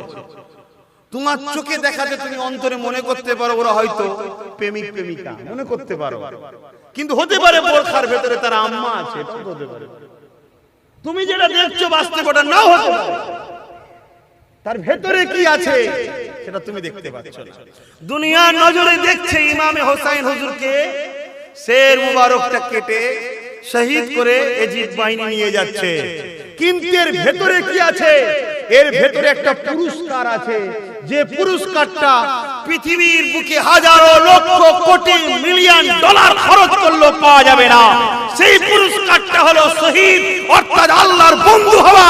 এই শহীদের দরজা আল্লাহ হুসাইনকে দিয়েছে, জোরে বলুন সুবহানাল্লাহ। আব্বাস সিদ্দিকী হাজারো চেষ্টা করে শহীদ হতে পারবে কি জানে না, ওই মাকামটা, ওই দরজাটা পাবো কি জানি না। যে দরজা, যে মাকামটা পেলে বেহিসাব আল্লাহর জান্নাতি হওয়া যায়, জোরে বলুন সুবহানাল্লাহ। সেটা এজিদ পাইনি, হোসাইন পেয়েছে। কত বড় জয়! দুনিয়ার লোক ভাববে যে হোসাইন তো রাজত্ব পেল না, হোসাইন তো হেরে গেল, শহীদ হয়ে গেল, মারা গেল। আরে হোসাইন যা পেয়েছে এজিদ কোনদিন তা পেল না, তাই তো নাকি গো? আহা ভাই, কথা তো অনেক কিছু আছে, হোক বললে হবে না। আর একটা কাজ আছে যেটা ইমামে হোসাইন হুজুরি শিখিয়েছে আমাদের ঘরে, কি গো? যত মুসিবতে থাকো আর যেখানেই থাকো, আর একটা কি কথা বলেছিল? আমি একদম প্রথমেরটা লাস্টেরটাই চলে এলাম, বিছখানে একটা বাদ রয়ে গেল। কি জানো? যেখানেই থাকো, যত মুসিবতেই থাকো, কোনো বাহানাই চলবে না, নামাজ কাজা করা যাবে না, তাই তো নাকি? পেটে খিদে, যুদ্ধের ময়দানের থেকেও কি খিদেটা বেশি কষ্ট? বাচ্চা গায়ে কাপড়ে পেশাব করে দিয়েছে, চেঞ্জ করে নিয়ে বা একটু কাপড়টা ধুয়ে নিয়ে বা শরীরটাকে ধুয়ে নেওয়াটা কি যুদ্ধের ময়দানের থেকেও কষ্ট বেশি? বা কোনো কাজে যাচ্ছ, 10,000 কি 10 লাখ কি 10 কোটি টাকা ইনকাম হবে, যুদ্ধের ময়দানের থেকেও কি 10 কোটি টাকাটা জান যেখানে চলে যাবে, সেই টাকার থেকেও কি 10 কোটি টাকাটা কি বেশি মূল্য? ইমামে হোসাইন কারবালার মাঠে তরোয়াল চালাচ্ছে। অনেক বড় কথা ভাই, একটার পর একটার পর সব যাচ্ছে, এজিদ বাহিনী শহীদ করে দিচ্ছে। তেমন সময় ইমামে হোসাইন হুজুর নিজে গেলেন, আল্লাহু আকবার। ঘোড়ার পিঠে উঠেছে, যাচ্ছে নানার ওয়াদাকে পূরণ করতে। এবার নানার কি ওয়াদা সে বলতে গেলে অনেক সময় লাগে। নানার ওয়াদা অনেক বড় ওয়াদা, কেন যে লাকাবটা আমার রাসূলের মধ্যে নাই, ওটা আল্লাহর দরবারে কখনো নিয়ামত নয়। নবী কি শহীদ হয়েছে, তাহলে আল্লাহর দরবারে তো শহীদটা কোনো নিয়ামতই হবে না, কারণ নবী নেই যেটা, সেটা যদি অন্য জনের থাকে তাহলে সেই জায়গাতে নবীর থেকে সে বড় হয়ে যাবে, তাই তো নাকি? তাহলে নবীর নেই, অন্য জনের কখনো হতে পারে? তা এই যে কি ওয়াদা, এটা বুঝাতে গেলেই একটা মাহফিলের সময় লেগে যাবে, তাও হয়তো সব বুঝতে পারবে কি জানি না। তো যাই হোক, আমি যে কথা বলছি আমার যুবক ভাইরা বুঝতে পারছেন তো? আমি যেটা বলছিলাম, ইমামে হোসাইন হুজুর ঘোড়ার পিঠে উঠেছে, যাবে। ঘোড়াকে বলছে চলো, নানার ওয়াদা পূরণের সময় এসছে, নানার উম্মতদের ঘরে শিক্ষা দিতে হবে, যত মুসিবতই হোক আল্লাহ ছাড়া কারোর উপরে ভরসা, বলবেন তো? আর যত মুসিবতই হোক না কেন, যেখানেই থাকো না কারণ নামাজ কোনোদিন কাজা, আর যতই পরীক্ষা আসুক না কেন, ঝড় তুফান আসুক না কেন, দুবেলা শুকোতে হলো, নুন দিয়ে ভাত খেতে হলো, কখনো অন্যায়ের কাছে মাথা নত করা যাবে না। তো দেখাতে হবে, চলো নানার উম্মতদের শিক্ষা দিতে হবে, নানার ওয়াদা পালন করতে হবে। ঘোড়া যাচ্ছে, হুজুর বলছে চলো, তোমাকে তো আমি হুকুম করছি, আল্লাহ ওয়ালাদের ঘরে আল্লাহ পাক বলছে যে আমার হয়ে যায় দুনিয়াকে আমি তার করে দিই। জোরে বলুন সুবহানাল্লাহ। আল্লাহ ওয়ালাদের ঘরে জীব জন্তু পশুরাও মহব্বত করে। তো হুজুর বারবার বলছে, লাস্টে যখন কিছুতেই হচ্ছে না, ঘোড়া মাথা লাড়াচ্ছে, নিচের দিকে দেখাচ্ছে। তো হুজুর ভালো করে নিচের দিকে দেখছে, হুজুরের সেই ছোট্ট বাচ্চাটা হুজুরের বুকের উপরে যে ঘুমিয়ে থাকে, হুজুরের কলিজার টুকরি প্রত্যেকের ঘরে মেয়ে আছে, উপভোগ করবে। যে আপনাকে আব্বু আব্বু করে, ঘরে গেলে কাছ থেকে এসে ছুটে আপনার কোলে উঠে পড়ে, আপনাকে ধরে টানাটানি করে, আপনি শুয়ে পড়লে আপনার বুকের উপরে লাফালাফি করে, সেই রকম একটা ছোট্ট বাচ্চা আহলে রাসূল নবীর খানদান হযরতে সুকাইনা ঘোড়ার পা ধরে বলছে, ঘোড়া আমার আব্বুকে নিয়ে যাস না, ওরা আমার আব্বুকে শহীদ করে দেবে। বলুন এইরকম মায়ার জায়গা ছেড়ে আপনি ফিরে আসতে পারবে? আমার হোসাইন হুজুর নাবলেন, বাচ্চাকে বুকে নিলেন, চুমা দিলেন, আদর করলেন, তাকে সবর করতে ছোট্ট বাচ্চাকে বললেন, নানার ওয়াদা পালন করতে হবে, নানার সঙ্গে যে ওয়াদা ছিল ওয়াদা পালন করতে হবে। ঘোড়ার পিঠে রওনা দিলেন। ইমামে হুসাইন দাঁড়িয়ে গেলেন। হুজুর আমার এই জিদ বাহিনীকে লক্ষ্য করে বলতে লাগলেন, আসো কার ক্ষমতা আছে, যে মুখে নবীর কলেমা বড়, ওই কলেমা পড়া মুখ নিয়ে নবীর খানদানের বিরুদ্ধে কথা বলবে, যে হাতে তুমি লা ইলাহা ইল্লাল্লাহ মুহাম্মাদুর রাসূলুল্লাহ ঝান্ডা ধরেছো, ওই হাতে তরোয়াল দিয়ে সেই নবী নওয়াজার বিরুদ্ধে লড়াই করবে। কার শখ আছে আগে আসো। সীমার হুকুম করে দিল, তোমাগা জাহান্নামী হুকুম করে দিল, যাও ইমামে হুসাইনের বিরুদ্ধে লড়াই করো। এমন করে ঝাঁকে ঝাঁকে মানুষ আসতে লাগলো। আমার ইমামে হুসাইনের তরোয়ারের আঘাতে তাদের ধর থেকে কল্লাগুলো আলাদা হতে লাগলো। ইমামে হুসাইনের মুখে বেলায় সেদিন 1000 2000 কেউ সামনে দাঁড়াতে পারেনি, আরো সৈন্য মাগানো গেছে, তথাপি হুসাইনের মুখে বেলায় দাঁড়াতে পারেনি। সীমার মাথায় হাত দিয়ে বসে গেছে। আজকে দিনে শেরে খোদা আলীর বাচ্চা তরোয়ালকে কে দাঁড় করাবে বড় চিন্তিত হয়ে গেছে। এমন করে ঝাঁকে ঝাঁকে মানুষ সব মারা যেতে লাগলো, জাহান্নামে যেতে লাগলো, ইজিদ বাহিনীর লোক মারা যেতে লাগলো। হঠাৎ করে দেখা যায় ইমামে হুসাইন তরোয়ালকে থামিয়ে দিলেন, ঘোড়ার পিঠ থেকে নামতে লেগেছে। ইজিদ বাহিনী তাকিয়ে তাকিয়ে দেখতে লাগলো, কে ইমামে হুসাইন তরোয়ালকে দাঁড় করিয়ে দিল, কে ঘোড়াকে দাঁড় করিয়ে দিল। দুনিয়ার কোনো ক্ষমতা ঘোড়াকে দাঁড় করাতে পারে না, আর পারতো না। ইমামে হুসাইনের তরোয়ালকে দুনিয়ার কোনো ক্ষমতা দাঁড় করাতে পারে না, আর পারতো না। ইমামে হুসাইনকে দাঁড় করিয়ে দিয়েছে আল্লাহর প্রেম, নামাজ দাঁড় করিয়ে দিয়েছে। আরো জোরে বলুন সুবহান। নামাজের সময় হয়ে গেছে। নামাজটা কি আল্লাহর দিদার? তো আসসালাতু মিরাজুল মুমিনিন, আসসালাতু মিরাজুল মুসলিমিন নয়। মুমিনিন মুসলমান নামাজ পড়লে আল্লাহর দিদার হয় না, মুমিন নামাজ পড়লে আল্লাহর দিদার হয়। আমি মুমিন আর মুসলমানটা বোঝাতে পেরেছি? মুসলমান দাঁড়িয়ে থাকবে, মাথায় টুপি থাকবে, রোজা থাকবে, হজ থাকবে, যাকাত থাকবে, সব থাকবে। আর মুমিন এগুলোও থাকবে, কিন্তু এইগুলো রাখবে শুধুমাত্র আল্লাহ আল্লাহ রাসূলের জন্য। জোরে বলুন সুবহানাল্লাহ। ইমামে হুসাইন দাঁড়িয়ে গেলেন, নামাজে দাঁড়িয়ে গেলেন। সীমার বলছে, এ সুযোগ ছাড়লে হবে না। এ শেরে খোদার বাটা যদি আবার মাথা তোলে সালাম ফিরিয়ে, আর করা যাবে না, সুযোগ ছাড়া যাবে না। তো হুজুর এইরকম একটা কঠিন সময়ে আমার ইমাম, আপনাদের ইমাম, বিশ্বের কায়নাতের সমস্ত মুমিন মুমিনাদের ইমাম, তিনি শিক্ষা দিচ্ছে কি, যত মুসিবতেই থাকো তুমি নামাজ কাজা করো না। আর আজকে আমরা কি করছি বলুন? শুধু ইমামে হুসাইনের গোলাম বলে মুখে বললে হবে না, পরিচয় দিতে হবে। আজ প্রতিজ্ঞা নিয়ে মাহফিল থেকে বসে আমি যেখানেই থাকি, মসজিদে যদি যেতে নাও পারি, দোকানে দাঁড়িয়ে আছি, খদ্দের আমার এসে গেছে, আজান দিয়েছে, আমি খদ্দেরকে বলবো ভাই ইন্তজার করতে হবে, কেন আমার আল্লাহর ডাক হয়েছে, উযু করুন, দোকানে নামাজের মুসাল্লা বিছান, একাই দাঁড়িয়ে যান কিবলামুখী হয়ে, ফাতিহা শরীফ পড়ুন, ছোট সূরা মিলিয়ে নামাজকে আদায় করুন।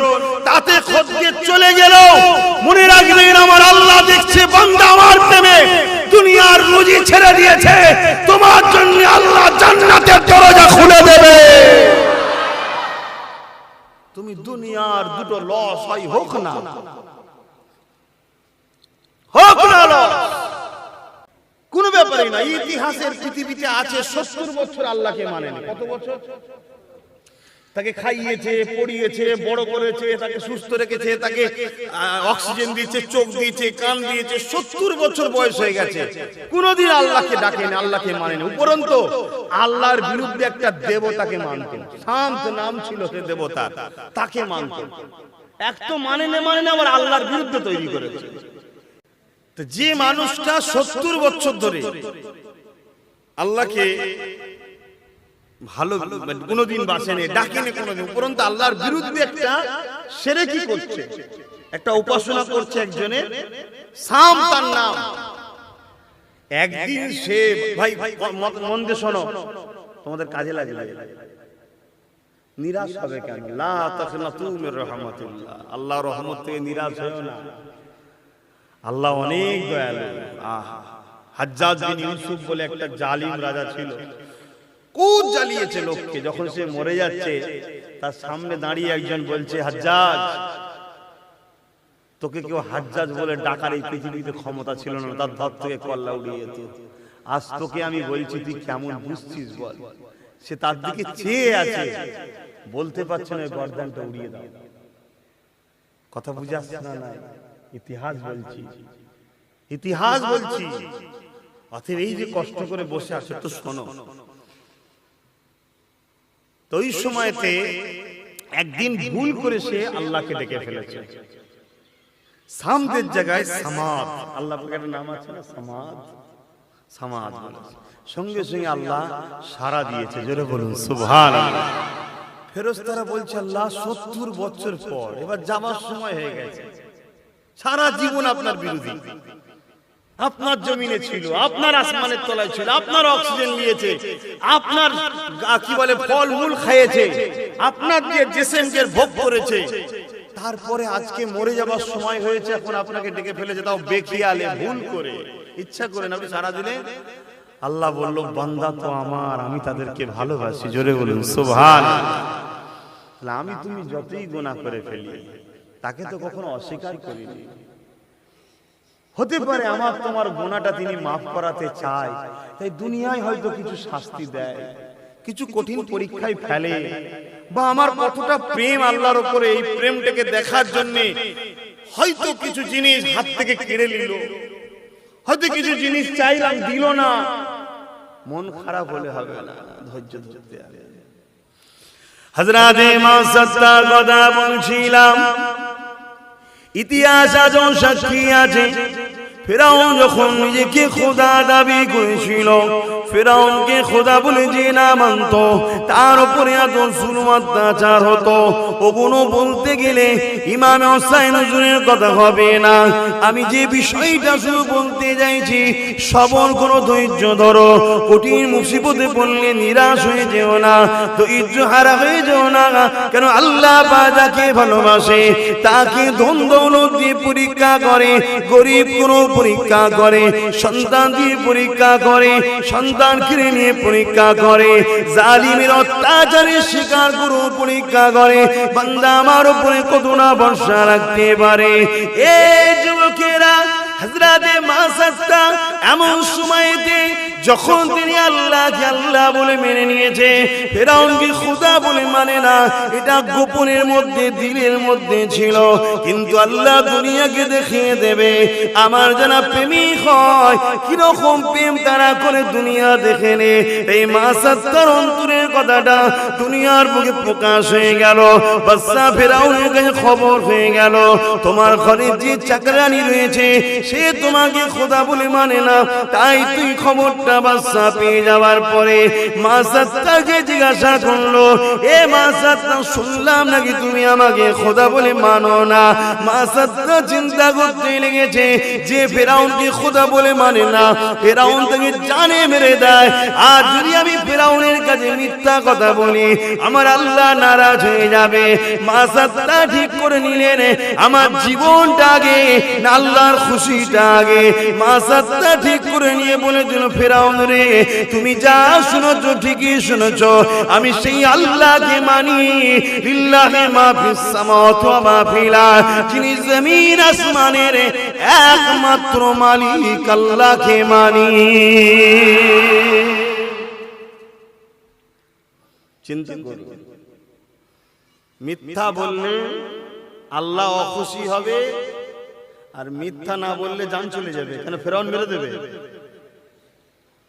এত জুলুম করতো ফেরাউন, তার বিরুদ্ধে বলার কারো কথা ছিল না, সে যা বলবে তাই, তার বিরুদ্ধে যে হবে তাকে মেরে দেবে, যার বিরুদ্ধে যেই হবে তাকে জেলে ভরে দেবে, তার উপরে কেস, অত্যাচার, জুলুম, তাকে মারধর করবে। এরকম জুলুম ইতিহাস ফেরাউনের রয়েছে।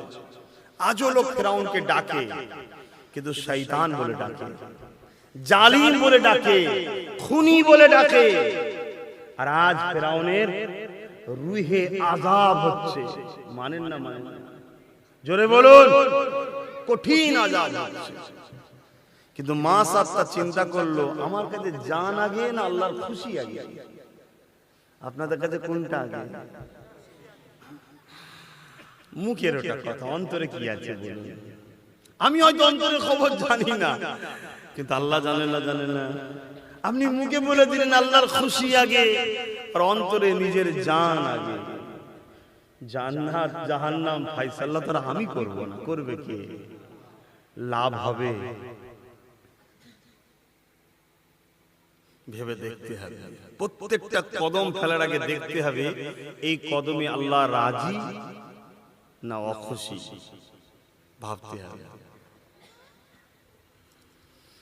হযরত ইমাম সাত্তার এই কথাটা শোনা পরে ফেরাউন রেগে লাল হয়ে যায়।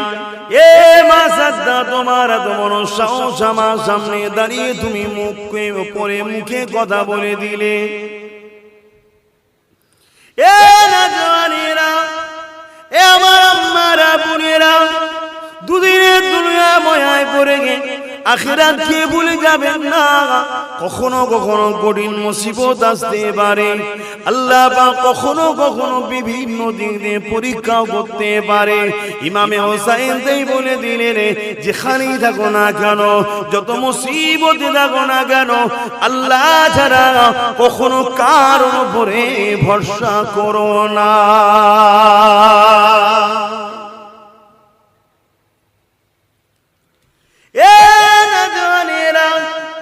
হযরত মা সাত্তাকে ফিরাউন বলে দিল, এ মা সাত্তা, সময় আছে, তুমি যা বলেছো সে কথাকে ফিরিয়ে নাও, আমাকে খোদা বলে মেনে নাও, নাই তোমার উপরে অনেক জুলুম অত্যাচার হবে। হযরত মা সাত্তা বলেছিল, হা ফেরাউন, শুনে রেখে দাও, তুমি আমার শরীরের উপরে জুলুম করতে পারো, আমার জিসমের উপরে জুলুম করতে পারো, কিন্তু আমি আল্লাহকে এমন একটা জায়গায় বসিয়ে দিয়েছি, ওই জায়গা থেকে আল্লাহকে সরাতে দুনিয়া আখিরাত পৃথিবীর কোনো ক্ষমতা কারো না।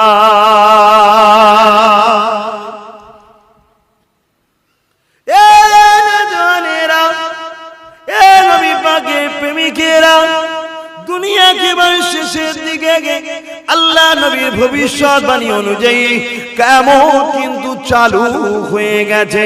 কিয়ামত তো একদিনই শেষ হবে না, শুরু হয়ে গেছে কিয়ামত। নবী বলেছিলেন, আমার উম্মত উম্মতিদিগকে 1400 হিজরি যেন দেখতে না হয়। 1400 হিজরি শেষ হতে চলেছে, 1500 হিজরিতে শুরু হতে চলেছে। এই রকম কঠিন সময়েতে আল্লাহ নবী জানিয়ে দিলেন, হাতের তালুতে আগুন রাখা সহজ হবে, ঈমান বাঁচানোটা বড় কষ্ট হবে। নবী আমার আরো জানিয়ে দিলেন, মক্কা মদিনা শরীফ ছাড়া পৃথিবীর বুকে ইমানদার খুঁজে পাওয়া যাবে না। বড় চিন্তায় পড়ে গেলাম হাদিসটা পড়ে। আল্লাহ পাক আমার ভারতের জমিনে 17 থেকে 18 কোটি মুসলমান রয়েছে, উপা বাংলাদেশে 13 থেকে 12 কোটি মুসলমান রয়েছে।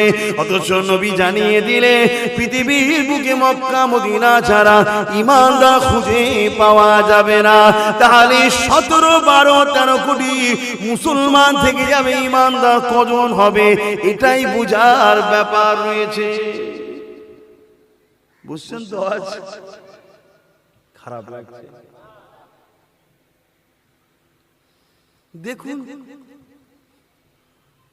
কিছু করার নেই, বাপ আমাকেও তো বাঁচতে হবে নাকি? কোথায়? দুনিয়া থেকে? না না, জাহান্নাম থেকে। তো বাঁচতে গেলে কি করতে হবে? আল্লাহকে খুশি করতে হবে, তাই তো নাকি? আর হক কথা না বললে তো আল্লাহ খুশি হবে না। তাহলে মুসলমান এত, ইমানদার কটা? আর যদি ওবার শুনেছিলাম ওই কি বলে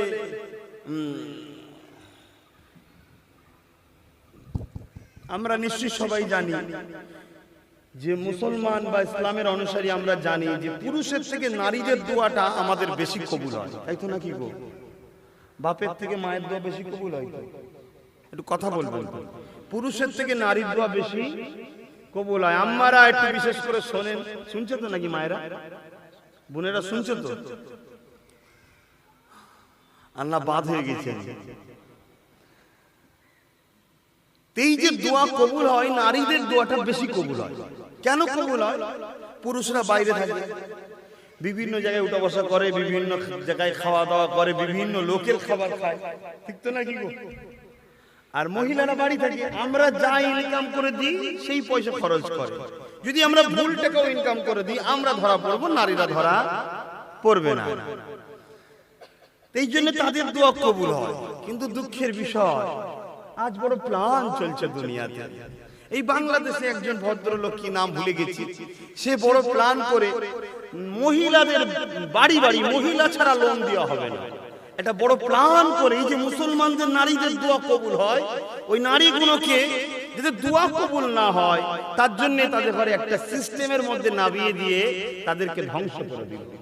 আজকে সারা পৃথিবী জুড়ে নারীদের ঘরে, বিশেষ করে মুসলিম সমাজের নারী, তাদের ঘরে কি করে এমন জায়গায় নামিয়ে দেওয়া যায় যাতে করে তাদের দোয়াটা আল্লাহ কবুল হয়। মুসিবতে পড়ে গেলে দোয়া করতে হবে তো, আল্লাহ বিপদে পড়ে গেছি বাঁচান। যদি দোয়া কবুল হয়ে যায় তাহলে আল্লাহ বাঁচাবে। তো পুরুষের দোয়া তো কবুল হচ্ছে না, হচ্ছে নারীদের দোয়া। নারীদের দোয়া যখন কবুল হবে তাহলে নারীদের ঘরেও তো কোন একটা প্ল্যান মাফিক পরিকল্পনাতে নাবাতে হবে। তাতে হাজার হাজার কোটি খরচ হয়, হোক যাক, ওদের ঘরে নাবাতে হবে যাতে করে দোয়া কবুল না হয়।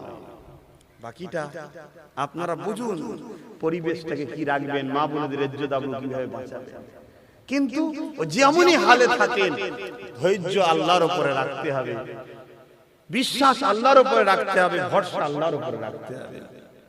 হযরতে মা সাত্তাকে নিয়ে আসা হলো, কড়াই বিশাল তেল তৈরি করে, সেই তেল টকবক করে ফুটছে। মা সাত্তা দাঁড়িয়ে আছে, বাচ্চা একটা কোলে আর দুটো পাশে। আহা, পারবেন ধৈর্য ধরতে? ধৈর্য ধরতে পারবেন? যদি শুধু ডাল ভাত 1 মাস খাওয়াই স্বামী, ব্যাস সংসার আর টিকবে না। সবর করুন, ধৈর্য ধরুন। 2 দিন তো, কালকে বেঁচে থাকবেন কোনো গ্যারান্টি নেই। আজকে হারাম খেয়ে কালকে বিপদে পড়ার কি দরকার? পরশু দিনে বেঁচে থাকবেন কোনো গ্যারান্টি আছে? যদি বলেন আব্বাস সিদ্দিকী আপনার কথা শুনে তো লস হয়ে যাচ্ছে, কিচ্ছু লস হয়নি বাবা, কিচ্ছু লস হয়নি। কিয়ামতের দিন বোঝাপড়া হবে, তখন দেখবে যে না, লাভ আমাদেরই হয়েছে। লস যার হওয়া সে আফসোস করে নিজের কপাল চাপড়াবে, দিশে হারা হয়ে যাবে। আম্মা হযরতে মা সাদ্দাকে বলল, এখনো সময় আছে। এ মেয়ে ছেলে, যদি তুমি আমাকে খোদা বলে না মানো, তোমার বাচ্চাকে তাহলে আগুনে ফেলে দেওয়া হবে, ওই গরম করা তেলেতে ফেলে দেওয়া হবে যদি আমার কথা না মানো। মুসা নবীকে ছেড়ে দাও, আল্লাহকে ছেড়ে দাও, আমার দিকে আসো, না হয় তোমার ছেলেকে করাতে গরম আগুনে ফেলে দেওয়া হবে। আজকে কেউ যদি আপনাকে বলে হক থেকে চলে আসো, মসজিদ থেকে চলে আসো, আল্লাহওয়ালাদের থেকে চলে আসো, খানদানের রাসূলদের থেকে চলে আসো, না হয় তোমার উপরে জুলুম অত্যাচার হবে, কোন দিকে যাবেন সেটা তো আপনার বিবেচনার ব্যাপার, তাই তো নাকি? কিন্তু পরীক্ষা আল্লাহ করবে, কিচ্ছু করার নেই, কিচ্ছু করার নেই।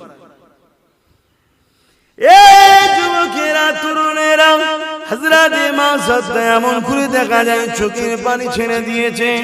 জালিম রে, অত্যাচার করিস না, জুলুম করিস না, আল্লাহকে ভয় কর, ডর কর। ফেরাউন তখন বলেছিল আমি তো খোদা, নাউযুবিল্লাহ মিন জালিক, আমাকে কে ডরাবে, কে ভয় করাবে?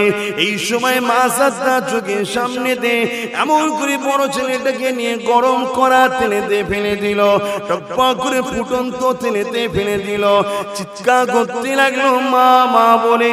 আস্তে আস্তে নিঃশ্বাসটা বন্ধ হয়ে গেল, চুপ হয়ে গেল, বাচ্চাটা তেলের উপরে ঠান্ডা হয়ে গেল। আবার ফেরাউন বলে, এ মাসাদ, এখনো দুটো ছেলে আছে, তোমারও জান রয়েছে, আমার কথাটা মেনে নাও, মুসাকে ছেড়ে দাও, আল্লাহকে ছেড়ে দাও, আমাকে খোদা বলে মেনে নাও। হযরতে মাসাদটা বলেছিলেন, ছেলে তো আল্লাহ দিয়েছিলেন, আল্লাহ পাক দিকে নিয়েছে, তথাপি আমি কখনো ঈমান দেব না।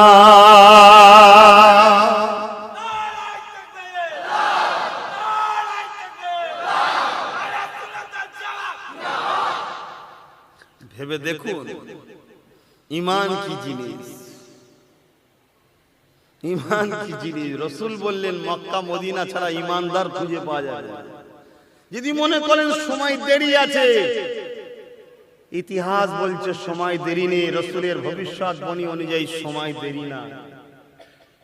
আব্বাস সিদ্দিকী যদি বেঁচে থাকে হয়তো ইমাম মেহদী সাল্লামের সঙ্গে দেখা হতে পারে, আল্লাহ কবুল করবো না আমিন। হুজুরের যেন গোলাম হতে পারি, হুজুরের জুতো পরে যেন ঘুরতে পারি, বলুন আমিন। তবে আপনাদের বাচ্চা গুণের হয়তো দেখা হতে পারে। এই যুবকরা, তোমাদেরও ইনশাআল্লাহ হতে পারে। তার মানে কত কাছে, বুঝতে পারছো? হতে পারে। যেটা রাসূলের ভবিষ্যৎবাণী অনুযায়ী নমুনা, 70টা রাসূল ভবিষ্যৎবাণী করেছে, তার মধ্যে 65 প্লাস ঘটে গেছে। কোথায় আর দুনিয়া? তাহলে সারা পৃথিবীতে 200 কোটি মুসলমান, কম বেশি ঈমানদার কটা? খারাপ লেভেলে না, 1 লক্ষ। ওই কি বলো ওদের ঘরে, না পুরুষ না মহিলা, বুঝতে পারছেন? 1 লক্ষ। কারো কাছে একটা সন্তানের আশা করা যাবে? অতএব 200 কোটি মুসলমান থেকে কিচ্ছু লাভ নেই। ঈমানদার কটা?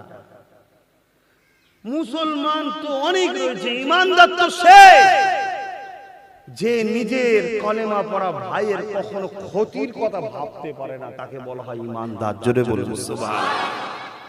আর আজকে ক্ষতি তো দূরের কথা, খুন পর্যন্ত করে ফেলছে, মার্ডার পর্যন্ত করে ফেলছে সামান্য দুনিয়ার স্বার্থে।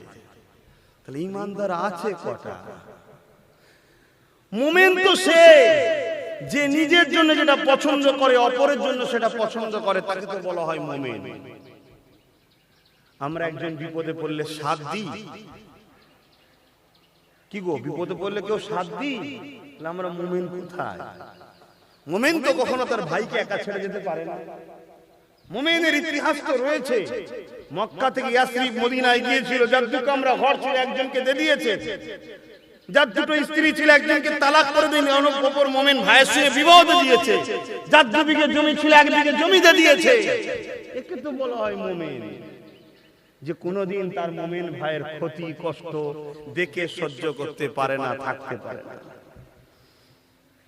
আর মুমিনের বৈশিষ্ট্য যখনই দেখাতে যাব তখনই তো সমস্যা। তারপরেও আমাকে অন্তরে কমসে কম মুমিন হয়ে থাকতে হবে, তো সেটাও যদি না থাকে তাহলে বেকার হয়ে যাবে। আমার মনে হচ্ছে আপনাদের কষ্ট হচ্ছে, আমি দোয়া করে দিই। না বিরক্ত হচ্ছেন আলোচনায়।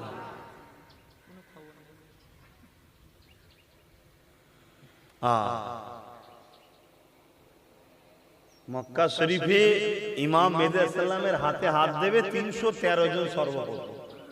313 জন। আর কি ইমানদার ছিল না মক্কা শরীফে? যখন তওয়াফ হবে, যখন হাত দিয়ে বায়াত হবে, ইমানদার থাকবে না? আর কি মুসলমান থাকবে না? কিন্তু বায়াত হবে কজন মাত্র? 313 জন। কথা কিছু মাথায় ঢুকছে? ব্যাপারটা হচ্ছে কেন, আমি যা আল্লাহ পাক যতটুকু জানিয়েছে, আলেম ওলামারাও জানে, যারা আলেম আছে, সব কথা না আম সমাজে বলা যায় না। আমি একটু বেশি ভালোবেসে ফেলেছিলাম, বা হয়তো এটা ভুলই ছিল কি জানি না, অনেক কথা আম সমাজে বলে ফেলেছিলাম।